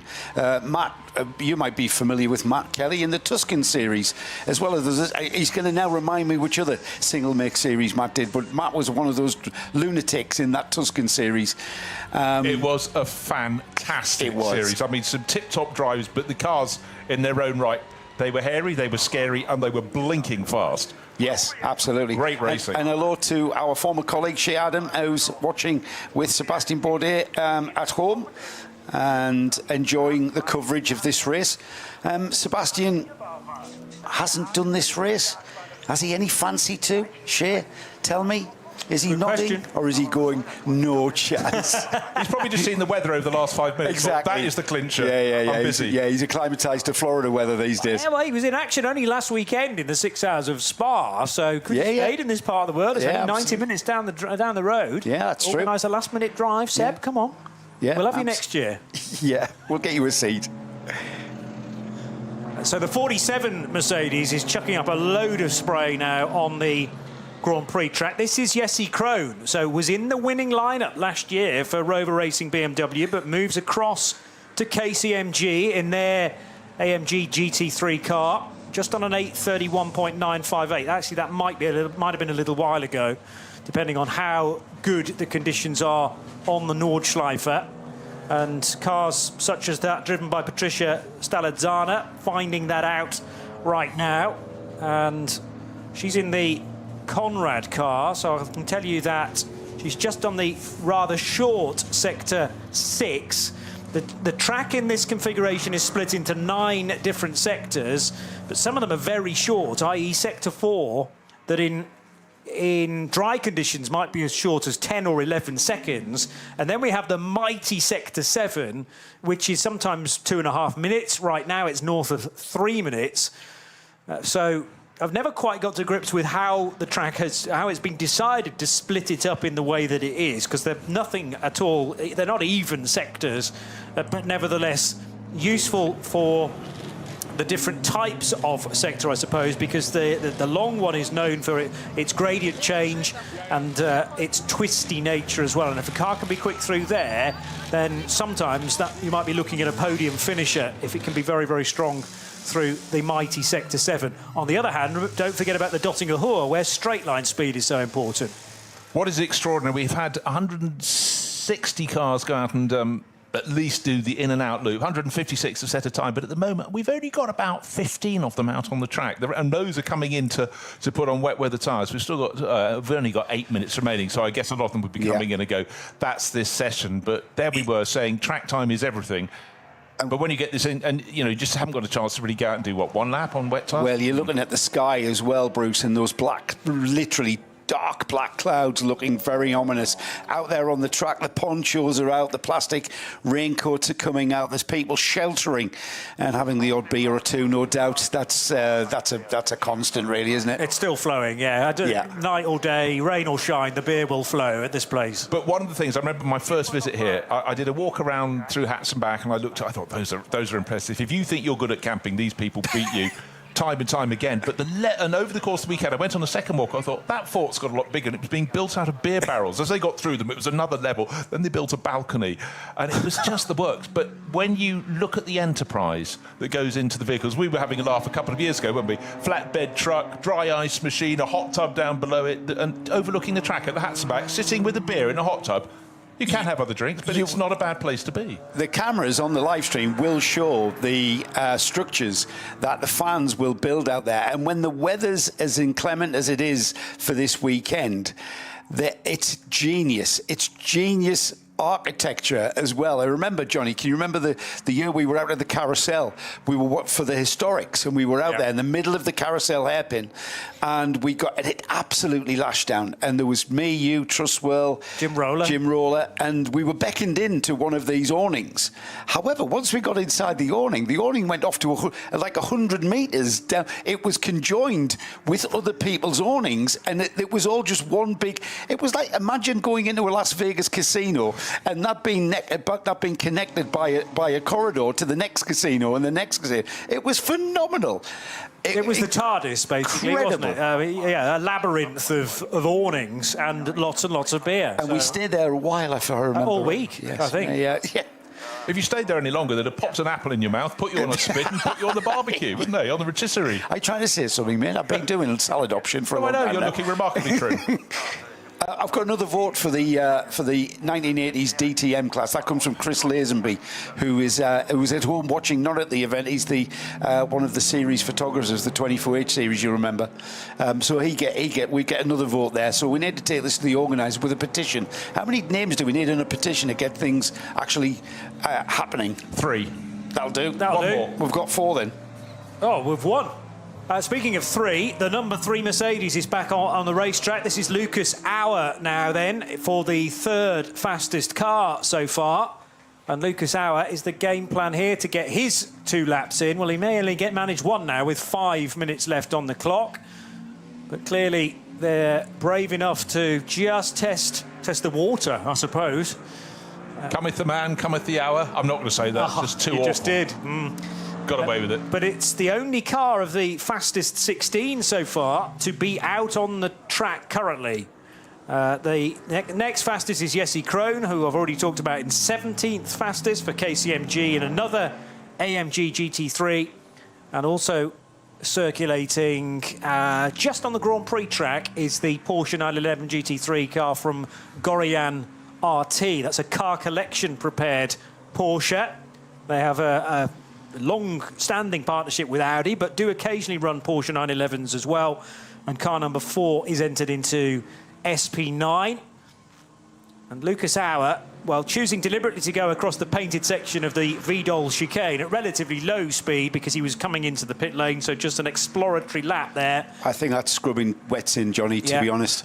Yeah, makes They're probably getting the sheen, the sheen off the wet tyres, so that they are where they need them to be. There's no messing about with a really, really inoperable wet tyre for a good part of the lap. Certainly during the race, you want the wet tyre to be working, and they are going to be on and off wet tyres and slick tyres, or you know, that we may find that. The conditions that are forecast are very, very similar to today, where we've had long periods of dryness, and then with blasts of wetness, and then the sun comes out, and the temperature goes to about 15 degrees for a moment, and then it goes back down to 8. It's great. You don't I love know this where place. to Well, whilst we're talking about tyres, it's worth mentioning there is no control tyre for this particular race. It's still very much a standout in that you effectively use whatever tyres you want to according to your programme, and the number 3 Mercedes is running on Michelin tyres this year, as is the sister car at Winward, the number 80. But we have Pirelli, we have Yokohama, we have Goodyear, Hankook, and I've started a list that I can't finish because they're probably GT tyres, yes. Nexon. Nexon I have think been we've here got in the a car on past. Nexon. Did you say Yokohama? I think Yokohama I mentioned, yes. Engelbert? Oh no, that was 1950. Hoosier would be good, but I don't think there are any Hoosier tyres here this weekend. I've got a list of tyre manufacturers that are here, so I'll dig that out for tonight's session. Superb. I wouldn't be surprised if it's in double figures again. It tends to be. So yeah, we don't know which tyre manufacturer will win this race, and that's always a massive question mark. I think particularly in the fact that we're going to be using their wet weather tyres a lot as well. Who has built the best wet weather tyre? Intermediates, I'm not sure whether you can actually use those in this race. You can use, or you can hand cut or get a hand cut slick. The tyre manufacturers have sort of prepared one of those in the past for teams, so that is an option as well. But it really depends on how much of the track is wet at any one point. Yes, you can say, well, it's horrible on the Grand Prix track, which it has been over the last 10 minutes or so. But if the majority of the Nordschleife is dry, that's just the Grand Prix track is just a section that you're going to have to live with on a slick tyre, because the slick would be so much faster out in the countryside. And that's where the skill comes in, isn't it? That's where, you know, the really superb drivers, the real sort of alien drivers out there really come to the fore. With black clouds continuing to descend upon various parts of this track, and only just over a minute of this session remaining, we do have cars that are coming out. We've got the Krohn, Tracy Krohn in the KCMG. Is that Tracy Krohn? Jesse Krohn. It's Jesse Krohn in the KCMG Mercedes, currently down in 70. They've ventured out. I'm not sure how far they're going to go around the track, as has the number 4. The Gorian RT Porsche. They've ventured out of the pits. Again, it might just be that they are scrubbing in tyres, with information coming in that the sun has come out. As the black cloud's gone, the sun will come out. However, Bruce, for this session, it's going to remain wet all the way to the checkered flag, which is only in about half a minute's time. Yeah, just remember, though, these sessions today, 2 hours in this first session, I believe it's 3 later on. It's just I've looked at it and forgotten it in the space of 2 nanoseconds. But for the drivers not in those top classes, these are their qualifying sessions that will confirm their position on the grid. So plenty to fight for, but obviously at the moment they're not going to be able to improve for the remaining, what have we got there? Oh, well, 12 seconds. Of course, some cars might be taking another 10 minutes beyond that to complete a lap, but most people not. The second qualifying session, 3.5 hours. So don't worry, if you've got 4 drivers to get through, you have time to get out. But of course, by then, 8 o'clock this evening, it will be going towards darkness. Not got there yet, but most of the running is going to be in the night time. And so all the classes under the top 4 classes are doing their qualifying. But for the others, for the SP9 class cars, SPX, SP10, which is effectively GT4, this is their sighter. They've got another 3.5 hours starting at 8 o'clock this evening to go and get more track experience. But there's a little stop-start there, but it was a taster, I think, Joe, of what is surely going to come and repeat itself and go in different formations. We're talking weather. And I've just checked, Bruce, it's just after 9 o'clock for sundown. However, if the cloud cover is thick, that's going to be dark pretty much sooner than that. Maybe 8:30 we're going to see darkness, and certainly headlights will be fully on. Lighting checks, of course, to take place whenever we've got any dark running. That's quite a vital part of running in these nighttime practice sessions. You need the lights to work in different ways here at the Nordschleife. Because of the undulations, you need... we've got light bars that the teams attach to the cars. Certainly in the lower classes, that will be angled at different angles. For looking down the track for when you come over those brows, you can see. And you really... we talked about the concentration level needed to do this race. The concentration level is even heightened to an even further extent when darkness descends and you are just dealing with lights, and it's red lights coming at you at a different rate, denoting the car being slower than you, and lights from behind, well, they just look the same. They're just glaring in your mirrors. You can't differentiate who's who, and it just becomes an upset. And that's why I like sitting here. Yeah. That is why I like sitting here for this race. The level of concentration in dry conditions is one thing. Yeah. But in mixed conditions, I honestly, you have to take your hat off them. I mean, my night vision isn't what it was, that's for sure. But that's why the best want to come and prove their mettle here. By the way, Fabian Schiller then, quickest in qualifying one with the 8:14.957. We just caught sight of the other cars that finished in the top 10. But the useful thing, if you are eligible for top qualifying, is that you get a flashing light. All the top qualifying 2 cars are eligible to be started with a blue flashing positional light. This is the Lumirank number that is situated in the windscreen. As you look at the car, look at the nose of the car, in the top left-hand corner is the Lumirank number, and that is allowed to flash blue if you are one of the quickest cars. That's a great warning for those cars that are a little slower in the midfield, that a quick car's about to come through. So Fabian Schiller, quickest, as I mentioned, from the Rover Racing BMW, car number 1. Then Lucas Auer, that was a Max Verstappen time, the 8:18.539 to finish 3rd in the session, ahead of the sister BMW from Rover Racing, number 99. Then Manthei's Grello car for Thomas Preining, who got it up to 5th position with an 8:21.7. Ahead of Marco Mappelli's Red Bull Team Apt Lamborghini Huracan. Schubert Motorsports BMW for latterly Marco Wittmann, number 77, was 7th fastest, ahead of David Schumacher's HRT Ford Racing Ford Mustang, number 64. Then we had the Shearer Sport PHX Audi R8 LMS for Ben Green. Most recently, number 16, was 9th fastest, ahead of Nico Menzel's Dunlop Motorsport Porsche 911 car number 17. And in the graphics, we are whipping through, well, already down to 60 cars, but some of the class leaders within the qualifying 1 section. SPX was headed by BMW M Motorsport and Conor De Filippi's number 81 car. Cup 2, quickest there was the RPM Racing car for Patrick Houseman in the treble 7. SP Pro was headed by Manthei's 992 car. That's the sort of inverted Grello car that is more green than yellow. Cup 3 headed by a WNS Motorsport car. Well, you wouldn't have necessarily got prizes for guessing that because there are a lot in that category, but 962 was quickest. SP10, which is for the SRO GT4 category, that was Hoffer Racing by Bonk Motorsport with their treble 8 car. TCR, the quickest there was the Hyundai Motorsport N car for Manuel Lauch, the 830. SP8T, Dual Motorsports, number 59, Aston Martin, quickest. And in BMW T40i, the exclusively 240i class, that runs on a controlled tyre, the Adrenaline Motorsport team, Manhattan Wheels, number 195, was quickest there. There'll be bound to be categories and classes that I've missed out on, but of course we will keep you filled in through the course of qualifying 2, which is the next session to happen today, and that is deliberately an evening session to prepare everybody for the rather hazardous conditions at night. So yes, we're going to have the weather, but we also run quite a lot of this race in the hours of darkness, and it's important to have at least one of the qualifying sessions. Ordinarily, we would have free practice during the nighttime session, but there is the option to go even faster than a time you might have set in qualifying 1 in qualifying 2.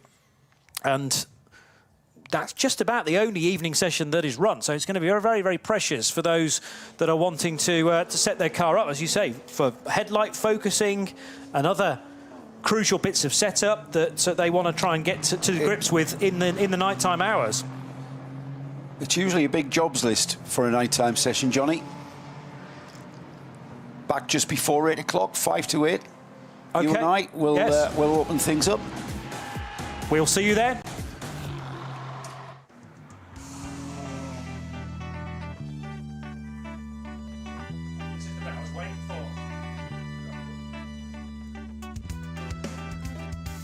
So quite a session in qualifying 1, which began at 1:15 this afternoon, a couple of hours running, and everyone realising on the radar that the wet stuff was going to hit probably after half an hour or so. So important to get cars out as quickly as possible.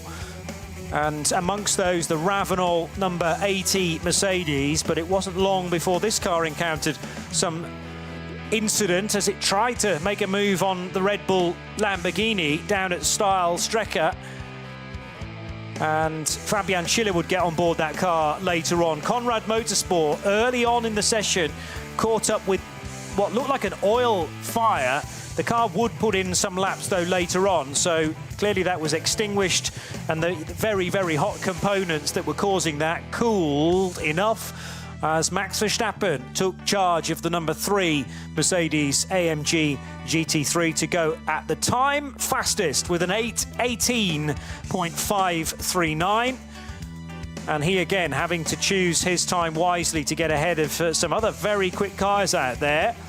Discussion sadly being done well away from the pit lane for various runners that were involved in, well, another fire for the 900 Porsche. This the entry from Black Falcon in Cup 2, and Cup 2 having north of double-figure entries this weekend. I think that's going to be a hotbed of action for sure, and Cup 2 just has this knack of keeping a nose-to-tail fight going on for hours on end. The Dacia Logan also with a few laps under its belt. It runs in SP3T this year, and the 300 numbered car for Neumann certainly identifying its level and its opponents as well, which is sometimes tricky to do in a qualifying session. You're not always out, of course, with the cars from your category. Busy on the main straight as well, as Fabian Schiller eventually got on board the number 80 car that sits alongside the 3 in the garages. Both run out of the Winward Racing organisation. And Fabian Schiller timed his run to perfection through the best of the conditions. The rain had eased off. There was certainly a dry line developing, and he managed to pluck out from nowhere, it seemed, an 8:14.957, just as Raffaele Marciello did an 8:18.0 to go quicker than Max Verstappen, but a further 3 seconds clear was Fabian Schiller's Winward number 80 Mercedes. Thomas Preining tried his level best in Grello as well, celebrating a significant anniversary, but then the rain arrived. That icon on the LED screens tells everyone that it is officially a wet track, and therefore you can start to use your wet weather tyres. Who has got the best wet rubber here this weekend is the next question, because this is one of the very few races that remain in world motorsport where there is a huge mixture of different tyres. Vulcan tyre is another one that we didn't add to the list, although remember that Porsche outfit have sort of split their allegiances this year. The 44 car crossing the line, and where did that finish? Eventually in qualifying 1, Tim Heinemann taking it to 14th place with an 8:29.3. Little bit wide on the Grand Prix track for Lucas Auer. But to be honest, in the final 15 to 20 minutes of the session, it was all about scrubbing wet weather tyres in the Rover Racing BMW, hoping that they've got a very quick car to defend their title. Raffaele Marciello took that over along with Dries Vanthoor in the 99 car. And they finish second and fourth. We will see you later, though, for qualifying 2.